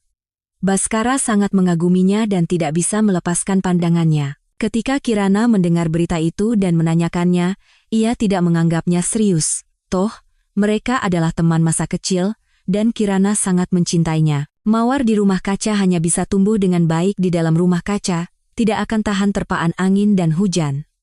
Bhaskara berpikir bahwa Kirana adalah mawar seperti itu. Ia berniat menempatkannya di sisinya, memberinya lingkungan dan kehidupan terbaik. Tepat pada saat itu, pintu kantor terbuka, membuyarkan lamunan Bhaskara. Ayu perlahan mendekat, matanya berkaca-kaca, dan memeluknya dengan lembut. Mas Bas, jangan khawatir. Mbak Kirana terlalu membenciku, jadi dia melampiaskannya padamu. Dia sengaja sampai bercerai, aku akan pergi menjelaskannya baik-baik. Semuanya salahku. Suaranya bercampur dengan rasa sedih. Mbak Kirana yakin aku membunuh orang tuanya dan merusak abunya, tapi aku tidak tahu apa-apa. Coba saja dulu aku ajak Mbak Kirana pergi bersamaku, pasti tidak akan ada kesalahpahaman seperti ini. Hanya dengan beberapa kata, keraguan di hati Bhaskara luluh seperti salju. Ia memeluk pinggang Ayu dan menyandarkan kepalanya di dadanya dengan lelah. Aku tahu, ini bukan salahmu. Kau pasti melakukannya dengan niat baik. Kirana saja yang terlalu kaku. Kau tidak perlu pergi menemuinya, biar aku yang jelaskan. Ia menundukkan kepalanya, sama sekali tidak menyadari kilatan licik di mata Ayu. Begitu keluar dari kantor Bhaskara, Ayu Lestari naik taksi. Ia tidak menyadari ada sebuah mobil yang diam-diam mengikutinya. Mobil itu berbelok ke sana kemari, dan akhirnya berhenti di sebuah perumahan sepi. Begitu turun dari mobil, Ayu bergegas mengetuk pintu rumah itu. Kepala seorang pria menyembul dari celah pintu. Damar dan Kirana mengamati semuanya dari dalam mobil. Beberapa saat kemudian, Ayu berjalan keluar sendirian dengan senyum puas. Damar mengangkat ponselnya dan memberi instruksi singkat. Mulai. Segera, para pengawal berpakaian hitam mengepung rumah itu. Begitu pintu terbuka, mereka menyerbu masuk, dan tak lama kemudian, seorang pria kurus kering diseret keluar oleh para pengawal. Damar menggerakkan dagunya, tersenyum, lalu memutar mobilnya dan pergi. Di dalam mobil, Kirana berkata dengan tulus, Pak Damar, terima kasih banyak. Awalnya, ketika Damar menyarankan konferensi pers, ia menolaknya. Ia berpikir bahwa Ayu sangat berhati-hati, bahkan informan Damar pun tidak bisa menemukan di mana bukti disembunyikan, dan mungkin sudah dimusnahkan. Baru setelah Damar memberitahukan strategi memancing ular keluar dari sarangnya, Ayu benar-benar masuk perangkap. Ia menjadi cemas dan terpaksa pergi memeriksa tempat ia menyembunyikan bukti. Damar membawa Kirana ke vilanya. Di vila itu, ada sebuah ruang bawah tanah yang tampak menyeramkan. Pria kurus itu didorong oleh para pengawal, terhuyung-huyung, dan jatuh di depan mereka. Kirana menatap wajah Ayu yang tercetak di bajunya dan bertanya perlahan, apa hubunganmu dengan Ayu Lestari? Pria kurus itu mengangkat matanya, tetapi alih-alih menjawab, ia bertanya balik, kalian siapa? Penculikan itu ilegal. Damar mencibir dan berkata pada Kirana, tunggu sebentar. Beberapa menit kemudian, pria kurus itu telah menceritakan semua yang ia tahu. Ia menatap Damar dengan mata ketakutan. Tidak ada luka luar yang terlihat di tubuhnya, tetapi ada darah di sudut bibirnya. Damar membuka kunci ponsel pria itu dengan kata sandi dan menggoyangkannya pada Kirana. Katanya semua videonya ada di sini. Kilatan kebencian muncul di matanya, tetapi ia tidak bertanya lebih lanjut dan hanya mengangguk. Keduanya keluar dari ruang bawah tanah dan masuk ke ruang tamu. Ruang tamu Damar didekorasi dengan nuansa hitam putih, memberikan kesan dingin. Ia mempersilakan Kirana duduk di sofa dan menyeduh teh. Coba teh oolong ini. Aroma teh yang kental memenuhi ujung hidungnya. Hanya dari aromanya saja, ia tahu itu teh yang bagus. Damar duduk di seberangnya dan menuangkan teh. Kukira kau akan takut. Kirana berhenti sejenak, lalu mengangkat matanya dan bertanya, kenapa Anda berpikir begitu? Di luar sana, orang bilang kau adalah mawar kecil yang dirawat dengan penuh kasih sayang oleh Bhaskara sejak kecil. Kukira kau akan takut dengan pemandangan seperti itu. Pemandangan seperti itu. Ia teringat pemandangan di ruang bawah tanah tadi, saat Damar dengan kasar memegang rahang pria kurus itu dan memukulnya dengan tinjunya. Ia tersenyum ringan. Mawar kecil. Begitu ya Bhaskara melihatku. Bukan takut, lebih tepatnya sedikit terkejut. Damar meletakkan cangkir tehnya dan menuangkan teh untuk dirinya sendiri. Oh, mengejutkan. Ia berpikir sejenak, lalu menjawab, kukira akan melihat alat penyiksaan yang lebih kejam. Mengingat keluarga Adiwijaya baru saja meninggalkan dunia gelap. Ia tertawa terbahak-bahak. Aku juga meremehkanmu. Kirana mengangkat cangkir tehnya dan menghabiskannya dalam sekali teguk. Sepertinya Anda tidak tahu bahwa mawar punya duri. Damar menuangkan teh untuknya lagi. Bhaskara yang tidak punya mata karena telah melepaskanmu. Ia terdiam. Cukup lama kemudian, terdengar suaranya yang serak, aku yang buta karena telah melihat Bhaskara. Kirana dan Damar minum teh sambil memeriksa isi ponsel pria kurus itu. Pria ini adalah penggemar fanatik Ayu Lestari, yang membantunya melakukan berbagai pekerjaan serabutan. Di file terenkripsi di ponselnya, mereka menemukan video yang merekam bagaimana Ayu merusak abu jenazah orang tua Kirana. Sudah cukup. Akhirnya kita menemukan bukti untuk membawa Ayu ke pengadilan, seru Kirana dengan gembira. Alih-alih menjawab, Damar terus menatap beberapa foto. Ada apa? Apa ada yang salah dengan foto-foto ini? Foto-foto itu adalah momen-momen pidato, demonstrasi, dan partisipasi acara Ayu yang diambil oleh pria itu. Tampak tidak ada yang aneh. Damar menunjuk ke data yang tertera di bagian bawah foto dan berkata, agak aneh. Biasanya, foto berukuran puluhan megabyte sudah terbilang besar, tapi foto-foto ini ukurannya lebih dari 1 gigabyte per lembar. Maksud Anda? Ada rahasia tersembunyi di dalam foto-foto ini? Kirana segera mengerti maksudnya. Damar mengangguk. Ini adalah salah satu jenis teknik steganografi. Menyembunyikan informasi rahasia di bawah permukaan untuk menjaga keamanan. Bisakah kita mendekripsinya? Kita bisa memulihkan videonya dengan perangkat lunak dekripsi. Ia segera memerintahkan tim teknis perusahaannya untuk mendekripsi foto-foto itu. 30 menit kemudian, video yang telah didekripsi dikirim ke email Damar. Keduanya dengan tidak sabar membuka video itu. Semua video itu merekam Ayu. Pria kurus itu bukan hanya penggemar setianya, tetapi juga penguntit gila. Kemanapun Ayu pergi, ia mengikutinya dan merekamnya dengan kamera tersembunyi. Apa ini? Mata Kirana membelalak.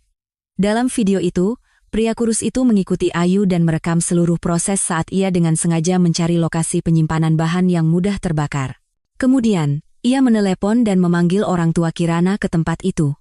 Selanjutnya, ia diam-diam melemparkan obor dan menyebabkan ledakan hebat.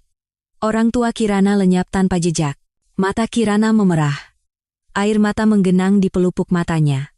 Suaranya tercekat. Wanita itu. Ayu yang membunuh orang tuaku. Damar melihatnya hancur dan menatapnya dengan simpati. Ia mengepalkan tangannya. Sebelumnya, hanya ada CCTV yang menunjukkan Ayu menyulut api, yang tidak cukup untuk membuktikan kesalahannya. Tapi sekarang, dengan video ini, tuduhan pembunuhan berencananya menjadi bukti yang tak terbantahkan. Damar melanjutkan, aku akan menyuruh orang untuk merapikan video-video ini dan mengirim semuanya ke Polda Metro Jaya. Aku akan menunjuk pengacara Budi, pengacara spesialis pidana terbaik di Jakarta, untuk membantumu dalam gugatan ini. Kirana sudah tidak bisa berkata-kata. Ia menelungkup di meja dan menangis terseduh-seduh. Damar ragu-ragu sejenak, lalu perlahan mengulurkan tangan dan menepuk-nepuk bahunya dengan ringan untuk menghiburnya. Jangan khawatir, Bhaskara biar aku yang urus. Aku berjanji akan memastikan Ayu menerima hukuman yang setimpal. Keesokan harinya, berita bahwa aktivis lingkungan Ayu Lestari kembali digiring ke Polda Metro Jaya membuat Jakarta heboh. Para wartawan yang tajam penciumannya berkemah di luar Polda Metro Jaya, menunggu berita terbaru. Ketika sekretaris melaporkan berita ini kepada Bhaskara, ia dengan marah memukul meja. Bagaimana bisa, Polda Metro Jaya tidak memberitahuku sebelumnya? Sekretaris itu menundukkan kepala dan menjawab dengan hati-hati, "Pak Direktur, polisi mengatakan mereka telah mendapatkan bukti kuat atas tuduhan pembunuhan Nona Ayu." Ia terkejut dan menoleh. "Apa?" Baskara bergegas ke Polda Metro Jaya. Di bawah perlindungan pengawal, ia menembus kepungan wartawan dan masuk ke lobi. Begitu masuk, ia melihat Kirana dan Damar. Keduanya duduk berdekatan, berbicara dengan suara rendah. Pemandangan itu membuat Baskara merasa tidak senang. Saat ia hendak mendekati mereka, suara wanita yang menangis memanggilnya. "Mas Bas." Ayu, dengan tangan terborgol, menatapnya dengan mata berkaca-kaca dan memohon, "Tolong selamatkan aku. Polisi bilang aku membunuh orang." Baskara menghentikan langkahnya dan menghampiri Ayu. "Pak Polisi, bisakah Anda memberitahu saya kejahatan apa yang telah dilakukan Ayu?" Polisi itu meliriknya sekilas dan menjawab dengan nada resmi, "Kasus ini sedang dalam penyelidikan, jadi kami tidak bisa memberikan rinciannya. Setelah penyelidikan selesai, Anda bisa mengetahui situasinya melalui pengacara." Setelah selesai berbicara, dua orang polisi membawa Ayu menuju ruang interogasi. "Mas Bas. Mas Bas. Tolong selamatkan aku." Ayu berteriak putus asa, menatapnya dengan harapan ia akan mengulurkan tangan pertolongan. Keputusasaan dan ketakutan di matanya mengguncang hati Baskara. "Tunggu sebentar." Ia cepat-cepat mengejar mereka dan menelepon seorang pejabat tinggi di kepolisian. "Ini nomor telepon atasan Anda. Dia akan memberitahu Anda apa yang harus dilakukan." Baskara berkata sambil menyerahkan ponselnya kepada polisi. Kedua polisi itu menoleh dan tertawa sinis. "Pak Direktur, Anda menyuruh kami melihat apa?" Jantungnya mencelos, ia melihat kembali ke ponselnya. Dari gagang telepon, terdengar suara mesin. "Nomor yang Anda tuju sedang tidak dapat menerima panggilan." Baskara tidak percaya, ia mematikan telepon, memeriksa nomornya, dan menelepon lagi. Ia menelepon lebih dari 10 kali, tetapi hasilnya sama. Rasa dingin merayap di hatinya. Seorang polisi berkata dengan serius kepadanya, "Pak Direktur, kantor polisi adalah lembaga negara, bukan perusahaan swasta. Kami menyelidiki berdasarkan hukum. Baik itu pemanggilan maupun penangkapan, semua prosedur diikuti dengan ketat. Anda bisa yakin bahwa tidak akan ada kasus yang tidak adil atau penyiksaan terhadap korban." Setelah selesai berbicara, keduanya terus berjalan. Ayu meronta-ronta dengan liar dan berteriak, "Baskara, lakukan sesuatu. Aku tidak mau masuk penjara, aku tidak mau dikurung." Baskara membeku di tempat. Tepat saat ia hendak mencari koneksi lain, seorang polisi tiba-tiba berhenti. "Ah, Pak Direktur. Atasan kami sedang diperiksa atas tuduhan penyalahgunaan wewenang, jadi mungkin tidak bisa dihubungi." Ponsel Baskara jatuh ke lantai. Matanya dipenuhi keterkejutan. Apa yang sebenarnya terjadi? Tatapannya beralih ke Damar. Seolah menyadari sesuatu, ia melangkah ke arah mereka. "Ini ulahmu?"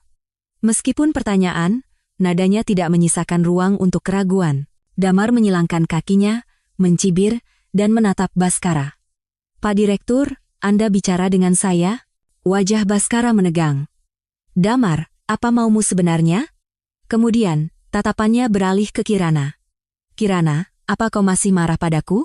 Kirana terperangah oleh logikanya yang aneh. "Mas Bas, kalau sakit, pergilah ke rumah sakit. Jangan membuat malu di luar. Bagaimana bisa kau menyimpulkan bahwa aku marah? Apa kau sudah tidak waras?" Damar tertawa ringan. "Pak Direktur, saya hanya menjalankan kewajiban saya sebagai warga Jakarta, mengirim hama yang merugikan masyarakat ke penjara. Ini ibu kota Jakarta, bagaimana kita bisa membiarkan penjahat berkeliaran bebas? Kau."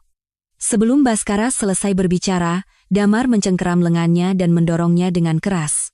Saat ia terhuyung mundur, Kirana bangkit berdiri dan menatapnya tajam. "Baskara, ini kantor polisi.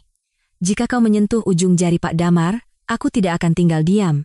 Baskara belum pernah melihat Kirana seperti ini. Mengatakan tidak akan tinggal diam demi pria lain. Tepat saat Baskara hendak mengatakan sesuatu lagi, ponselnya berdering mendesak. "Pak Direktur, gawat. Mitra kami dari Amerika tiba-tiba memberitahu akan mengakhiri kontrak." Suara sekretarisnya penuh dengan kecemasan.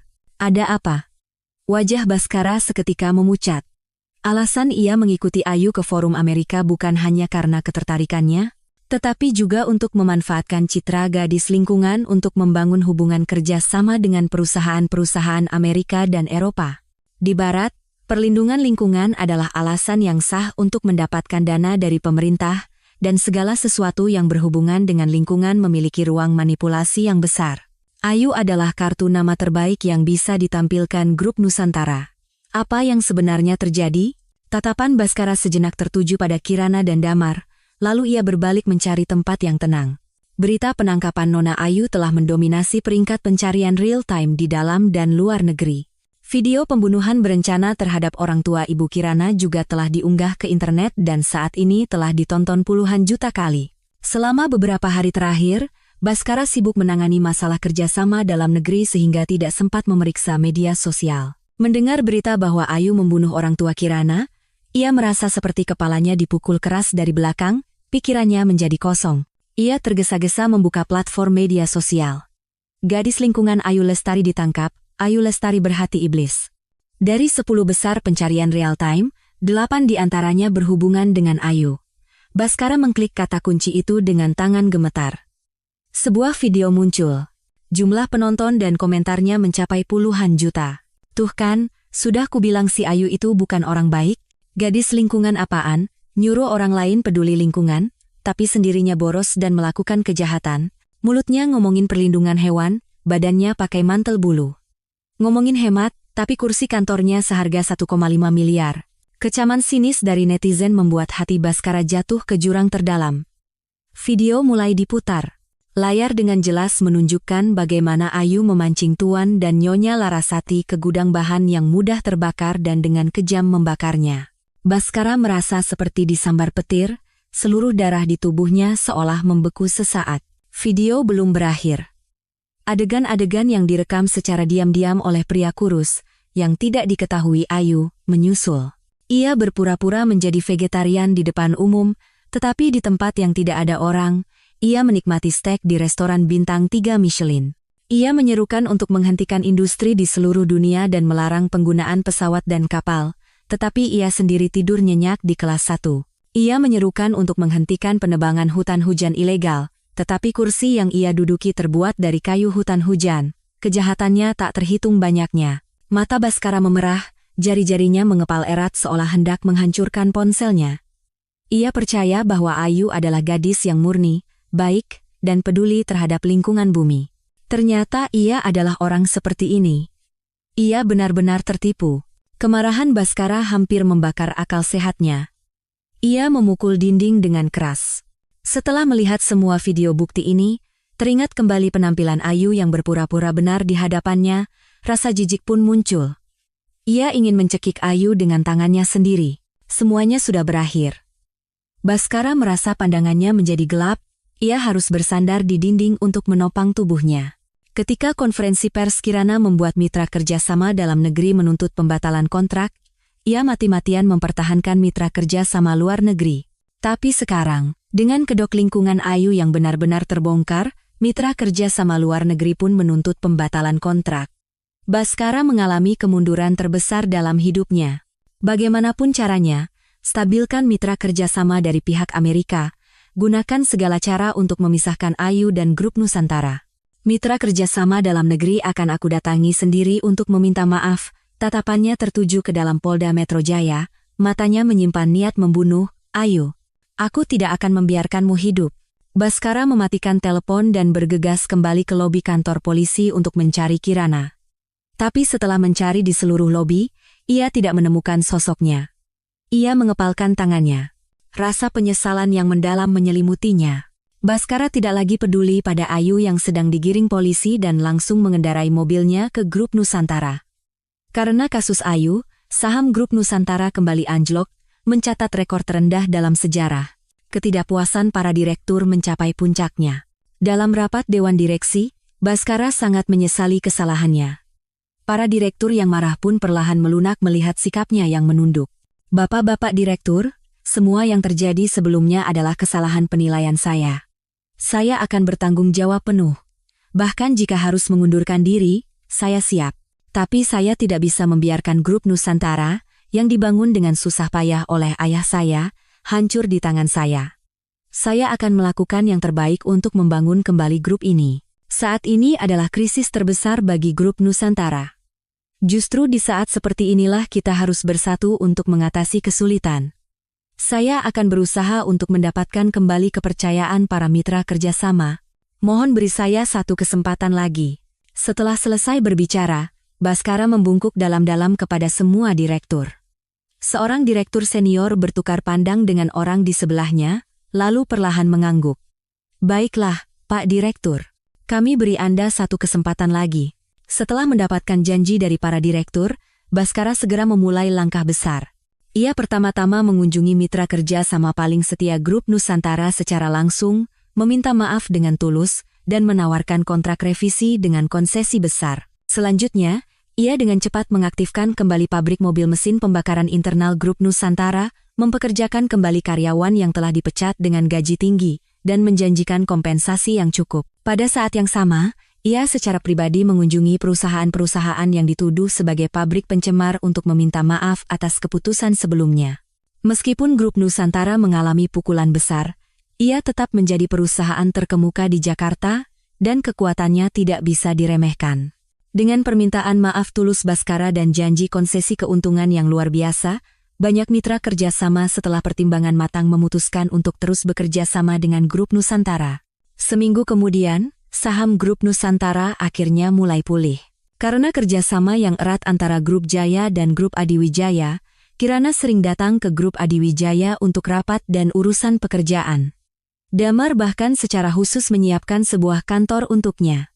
Saat ini, keduanya duduk bersama, mengamati perkembangan terbaru grup Nusantara. Kirana harus mengakui bahwa Baskara memang pantas menjadi penerus yang dibina dengan susah payah oleh keluarga Aditama. Kemampuannya untuk membalikkan keadaan dalam situasi seburuk itu patut dipuji. Damar mengelus dagunya, senyum tersungging di bibirnya.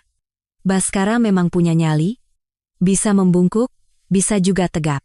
Kirana menoleh padanya dan berkata, kita sudah menghubungi mitra kerja sama grup Nusantara sebelumnya, tapi sebagian besar memilih untuk memperbarui kontrak dengan Nusantara, tidak banyak yang beralih ke pihak kita. Damar, seolah tidak peduli, matanya berbinar. Grup Nusantara punya akar yang dalam. Aku tidak berharap bisa menghancurkannya sepenuhnya dalam sekali serang. Cukup dengan memberikan pukulan sudah cukup. Selain itu, Baskara juga bukan orang bodoh. Ayu sekarang sudah menjadi kartu mati. Dia pasti akan berusaha keras untuk menarik garis batas dengannya. Kirana mendengar itu dan bertemu dengan tatapan jenakanya. Senyum Damar semakin lebar. Lalu, apa cara terbaik untuk menarik garis batas? Tatapannya tertuju padanya. Ia berkata dengan jelas, tentu saja dengan membawa kembali nyonya besar grup ke grup Nusantara. Kata-kata Damar terbukti seperti ramalan. Keesokan harinya, Baskara sudah berdiri di depan pintu grup Jaya. Dari meja resepsionis, telepon tersambung ke ruang direktur utama, memberitahukan bahwa Pak Direktur Baskara ingin bertemu Kirana di lantai bawah.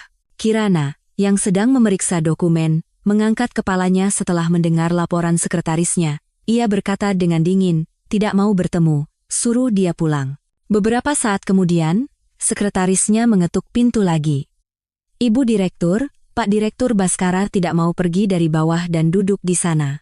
Katanya ia harus bertemu dengan Anda. Kirana mengerutkan kening. Panggil Satpam, usir dia. Sekretarisnya menjawab dengan canggung, di samping Pak Direktur ada banyak pengawal, jadi Satpam tidak berani mendekat. Ia menarik napas dalam-dalam beberapa kali untuk menenangkan emosinya. Baiklah. Kalau mau menunggu, biarkan saja dia menunggu. Setelah selesai berbicara, ia kembali fokus pada dokumennya. Baskara menunggu sepanjang hari. Ia duduk di sofa lobi grup Jaya, melihat-lihat album foto di ponselnya. Album itu berisi foto-foto mereka berdua sejak kecil. Saat kecil, ia jauh lebih tinggi dari Kirana, sehingga Kirana tampak seperti kurcaci di sampingnya. Dalam foto, keduanya tertawa ceria. Lengannya pas melingkar di bahu Kirana, mereka tampak sangat serasi. Terus melihat-lihat, ada foto-foto pasangan yang mereka ambil saat pacaran. Akuarium, kebun binatang, Disneyland. Di setiap foto, senyum Kirana sangat cerah, dan matanya memancarkan cinta yang dalam untuk Baskara. Terkadang ia terlihat usil, terkadang malu-malu, terkadang tertawa lebar. Baskara bahkan tidak menyadari betapa manisnya ia tersenyum saat melihat foto mereka berdua. Dan foto pernikahan mereka. Ia terus menyimpannya di cloud. Kirana mengenakan gaun pengantin putih bersih, menyandarkan kepalanya di bahunya, dan tersenyum bahagia. Mereka mengambil foto pernikahan dengan berbagai konsep, dari modern hingga hanbok tradisional, hingga cheongsam gaya Hong Kong. Di setiap foto, Kirana tampak sangat cantik. Melihat foto satu persatu, hingga halaman terakhir, barulah Baskara terkejut menyadari bahwa ia dan Kirana sudah sangat lama tidak berfoto bersama. Sejak pernikahan, foto bersama mereka semakin berkurang. Di depan matanya, terbayang kembali penampilan Kirana saat pertama kali dengan mata memerah bertanya mengapa. Sepertinya sejak saat itu, ia menjadi orang yang mudah menangis. Baskara teringat betapa acuhnya ia pada Kirana saat ia tergila-gila pada Ayu. Ia berkata dengan dingin padanya, cinta tidak bisa dikompromikan, dan Ayu adalah cinta sejatiku. Ia dengan susah payah mengabaikan rasa pahit di hatinya, dan tanpa sadar memberikan alasan yang dibuat-buat karena tidak ingin menceraikan Kirana. Bagaimana perasaan Kirana saat itu? Ia menahan semua tindakannya dalam diam, dengan sabar menunggu kepulangannya. Tapi apa yang ia lakukan setelah itu? Ia membiarkan Ayu menghentikan proyek pembangkit listrik tenaga nuklir dengan grup Jaya, melindungi pembunuh Tuan dan Nyonya Larasati, bahkan membuat mereka tidak bisa menemukan jenazahnya. Ia memaksa korban yang tidak bersalah untuk meminta maaf kepada pelaku, dan bahkan mengacaukan pemakaman mereka. Ia membakar Kirana dengan abu dupa, dan tidak membiarkannya pulih di lingkungan bersuhu rendah. Jari-jari Baskara menancap dalam di telapak tangannya, penuh dengan penyesalan.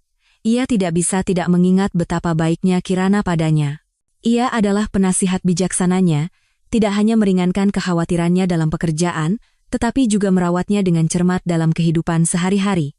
Jika ia tidak bisa pulang tepat waktu karena sibuk bekerja, ia akan meringkuk di sofa menunggunya. Saat ia pergi dinas, ia akan mengemas semua barang bawaannya dengan sempurna. Tapi dia, alih-alih berterima kasih atas pengabdiannya, ia menganggap semuanya sebagai hal yang biasa. Ia menerima begitu saja, mengejar Ayu yang tidak berharga, dan secara pribadi merusak pernikahan mereka. Kirana yang sepenuh hati dan mata hanya tertuju padanya, telah ia bunuh sendiri. Penyesalan datang seperti gelombang, menimpa Baskara.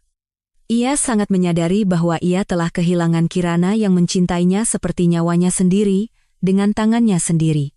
Kirana, yang tenggelam dalam pekerjaan, benar-benar lupa tentang Baskara. Suara perutnya yang keroncongan menyadarkannya, malam sudah larut, jam menunjukkan pukul 10. Di gedung perkantoran, hanya lampu di ruang direktur utama dan ruang sekretaris yang masih menyala. Ia membuka pintu ruang sekretaris dan berkata dengan nada meminta maaf, "Maaf ya, aku lupa waktu karena bekerja, jadi membuatmu lembur. Uang lembur hari ini akan kukalikan 2. Sekretarisnya tersenyum dan menjawab, "Terima kasih, Bu Direktur. Kalau begitu saya permisi pulang dulu." Kirana mengangguk, pergi ke pantry untuk menyeduh secangkir mie instan, dan kembali ke meja kantornya untuk melanjutkan pekerjaan.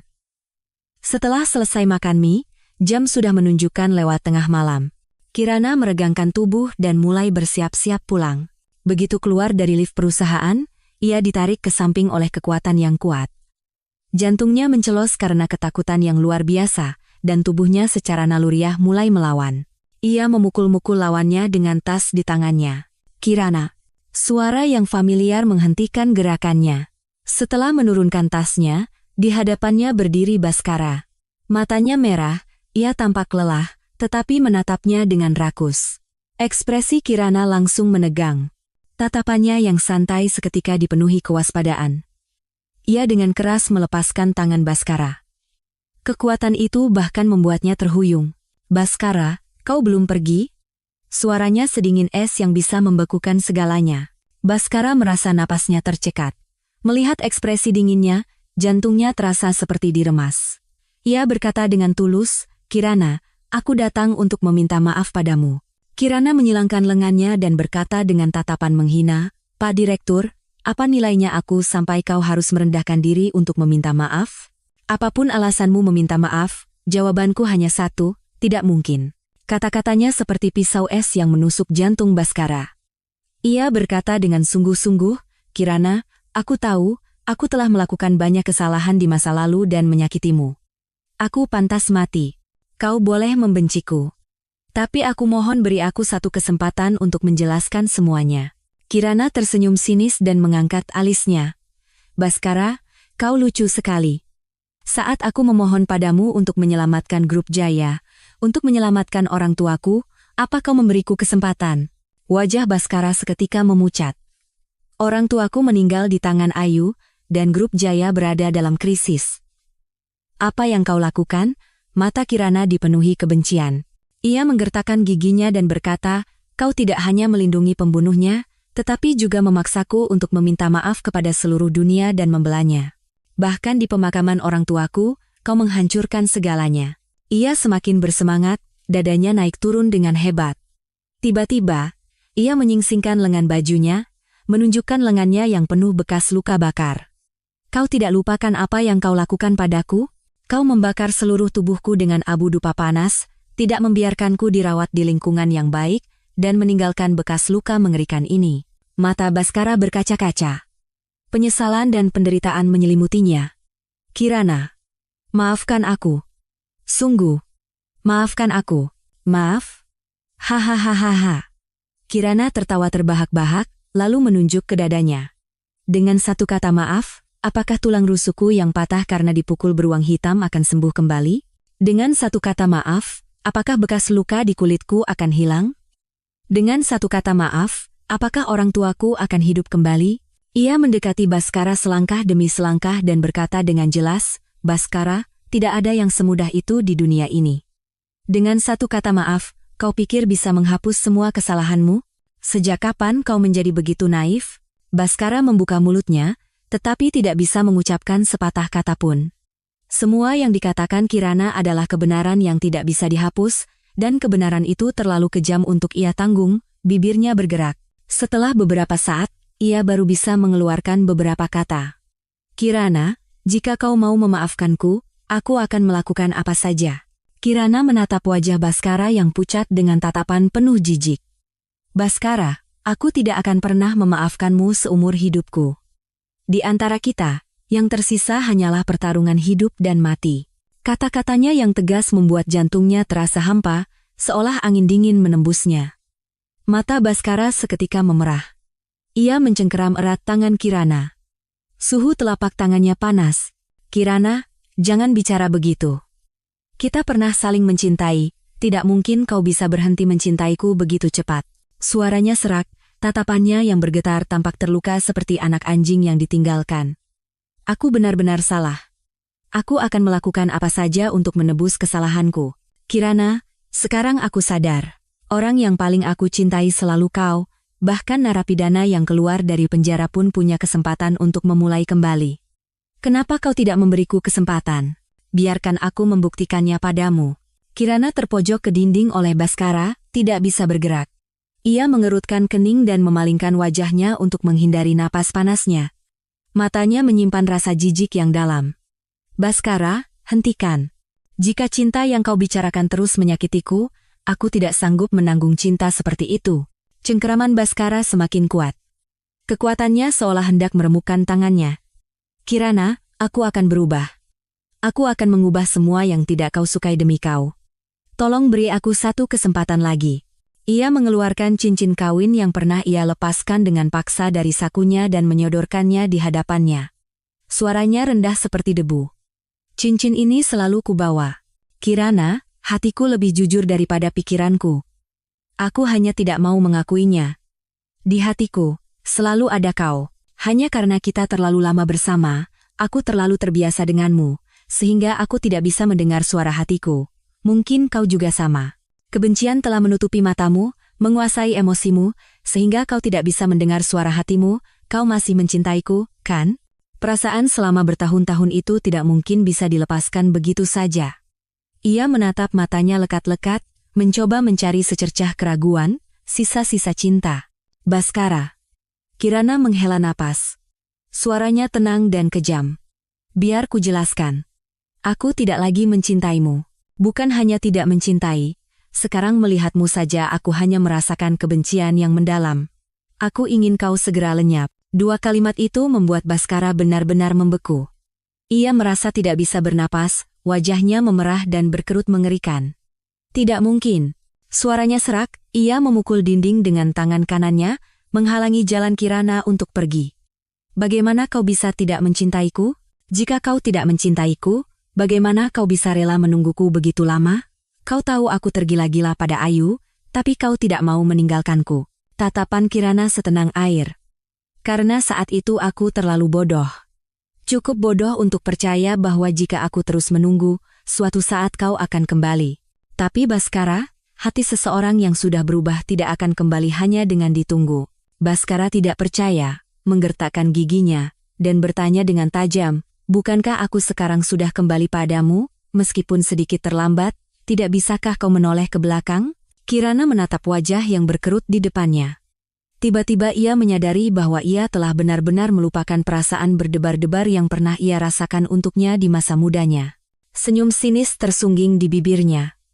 Baskara, semuanya sudah terlambat. Aku sudah menyesal. Menyesal telah mengenalmu, menyesal telah mencintaimu. Jika ada kesempatan untuk memulai kembali, aku lebih suka kita tidak pernah bertemu. Cintamu terlalu murah.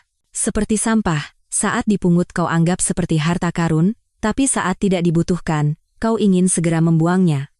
Kenapa dengan hati yang begitu murah dan kotor, kau ingin mendapatkanku kembali? Apa kau tidak tahu betapa menjijikannya itu bagiku? Kedinginan dalam kata-kata Kirana mengejutkan Baskara.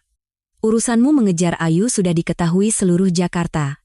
Aku, seperti badut bodoh, dengan bodohnya menunggu belas kasihan emosionalmu.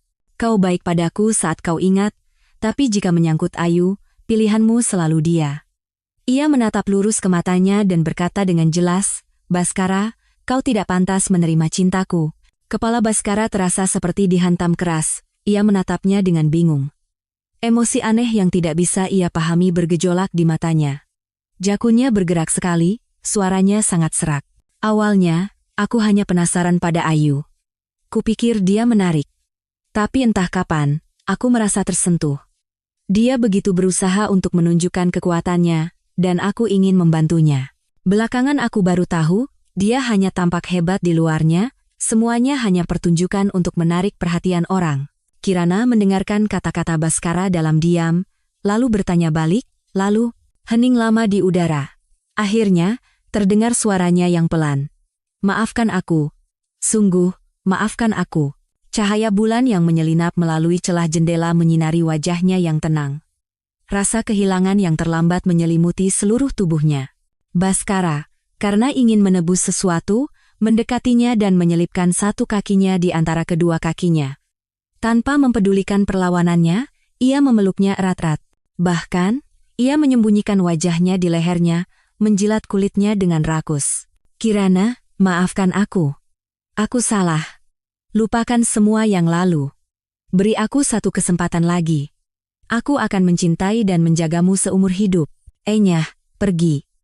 Kirana mati-matian melawan, tetapi karena perbedaan kekuatan, ia tidak bisa melepaskan diri.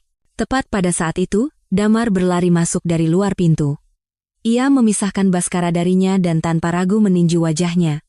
Bajingan. Jauhi Kirana. Baskara terhuyung karena serangan mendadak itu dan menabrak dinding. Darah langsung mengalir di sudut bibirnya. Ia mengangkat tangannya untuk menyeka darah dan hendak membalas dengan tatapan membunuh, tetapi Damar menghindar, dan tinjunya hanya mengenai udara kosong. Ekspresi Baskara berubah menjadi mengerikan. Ia tersenyum sinis. Damar, kau siapa? Kau tidak punya hak untuk ikut campur urusan aku dan Kirana. Ekspresi Damar sedingin es yang bisa membekukan orang. Baskara, kau yang siapa? Kau hanya mantan suami. Terus-menerus menempel, apa kau tidak pikir itu tidak pantas untuk posisimu? Baskara sangat marah, pupil matanya membesar, ia mengepalkan tangannya dan mendekat lagi. Mati kau. Damar menahan tinjunya dengan satu tangan dan dengan cepat membalas dengan tangan yang lain, keduanya langsung terlibat perkelahian. Hentikan. Kalian berdua, hentikan. Tidak peduli seberapa keras, Kirana berteriak, keduanya tidak mengindahkannya. Ia melihat sekeliling, dan matanya berbinar saat melihat tongkat bisbol di meja resepsionis. Ia mengambil tongkat itu dan memukul keras ke arah belakang kepala Baskara. Detik berikutnya, Baskara berbalik. Ia menatapnya dengan tidak percaya. Tatapannya perlahan menjadi kabur. Pak Damar, Anda tidak apa-apa. Kirana segera mendekati Damar dan dengan cemas memeriksa lukanya. Sebelum kesadarannya benar-benar hilang, hal terakhir yang masuk ke dalam pandangan Baskara adalah pemandangan Kirana dengan hati-hati membersihkan sudut bibir pria lain. Rasa sakit dan putus asa yang perlahan merembes dari lubuk hatinya melilitnya seperti tanaman rambat. Akhirnya, pada saat ini, ia dengan jelas menyadari bahwa Kirana benar-benar tidak lagi mencintainya. Kasus Ayu Lestari berjalan dengan cepat. Polda Metro Jaya, mempertimbangkan penyebaran opini publik yang cepat, segera mengeluarkan pernyataan resmi setelah ia ditetapkan sebagai tersangka. Pernyataan itu menyebutkan bahwa Ayu ditahan atas tuduhan pembunuhan berencana dan pelanggaran administratif seperti penodaan jenazah dan mengganggu ketertiban umum secara berkelompok juga akan digabungkan. Dengan ditetapkannya nada kasus oleh polisi, tampaknya Ayu sulit untuk menghindari hukuman penjara. Baskara, yang terbaring di ranjang rumah sakit, tertegun sejenak saat menerima teleponnya. Mas Bas, kau kan paling mencintaiku, cepat lakukan sesuatu, aku tidak mau masuk penjara, keluarkan aku dengan jaminan, atau setidaknya dengan alasan sakit. Di seberang telepon, Ayu berteriak histeris. Ia merasakan kejengkelan yang tidak bisa dijelaskan dan tanpa ragu mematikan telepon. Tetapi Ayu tidak menyerah dan terus menelepon. Baskara dengan wajah datar memblokir nomornya dan menelepon sekretarisnya. Carikan pengacara untuk Ayu. Pastikan dia membusuk di penjara setidaknya 20 tahun. Hubungi juga pihak rutan. Suruh mereka merawatnya secara khusus. Jangan biarkan dia hidup terlalu nyaman. Mengerti? Setelah mematikan telepon, Baskara menyalakan berita. Tajuk utamanya adalah foto Kirana dan Damar yang sedang meninjau bersama proyek pembangkit listrik tenaga nuklir. Jantungnya tiba-tiba terasa seperti diremas. Setelah pingsan karena dipukulnya malam itu, ia sadar di rumah sakit. Kirana telah menghubungi sekretarisnya untuk membawanya pergi. Selama 3 hari ini, ia tidak pernah muncul sekalipun. Harapan di hatinya telah benar-benar padam. Karena kasus Ayu, grup Nusantara kembali terguncang. Begitu keluar dari rumah sakit, Baskara sibuk menangani urusan grup, hanya tidur 2 atau 3 jam sehari, dan dengan cepat menjadi kurus. Suatu hari, saat ia sedang menunduk bekerja, sekretarisnya tergesa-gesa membuka pintu dan masuk. Pak Direktur, gawat. Mitra dari Amerika bersikeras akan mengakhiri kontrak. Ia mengangkat kepalanya. Bagaimana bisa? Bukankah kita sudah sepakat untuk menstabilkan mereka sampai kita menemukan organisasi lingkungan lain untuk bekerja sama? Sekretarisnya tersenyum pahit.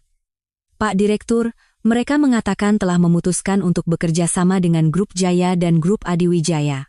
Pena Baskara berhenti. Tinta menyebar di atas kertas. Grup Jaya dan Grup Adiwijaya telah mencapai kemajuan signifikan dalam proyek pembangkit listrik tenaga nuklir, dan pihak mitra Amerika menunjukkan minat besar dan telah menandatangani kontrak. Kami, karena tidak memiliki dukungan teknologi inti dan data dari Grup Jaya, kemajuan proyek kami lambat dan pihak mitra merasa tidak puas. Baskara memijat pelipisnya, suaranya menjadi rendah. Baiklah, kau boleh keluar. Begitu sekretarisnya keluar, punggungnya yang tegap merosot.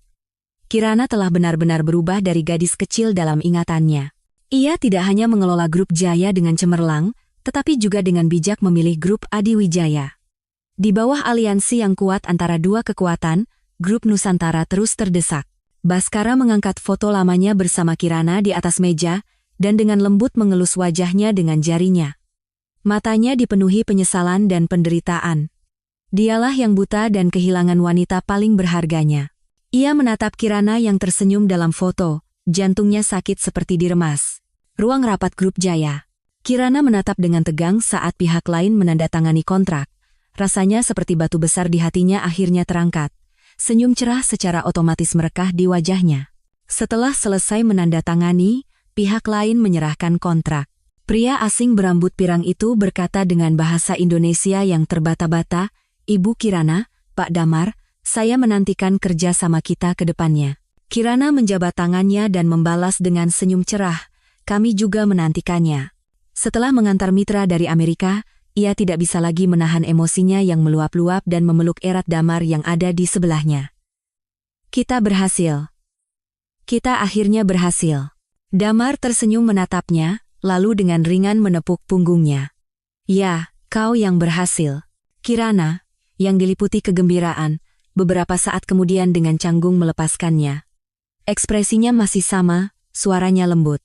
Berkat proposal dan data dari grup Jaya, negosiasi kali ini berjalan begitu lancar. Ia melambaikan tangannya, sedikit malu-malu, dan berkata, tanpa dukungan dana dari grup Adiwijaya, proyek ini bahkan tidak akan bisa berjalan. Andai saja orang tuaku bisa melihat ini, suaranya penuh penyesalan, bahkan sampai serak. Rasa kasihan melintas di mata Damar.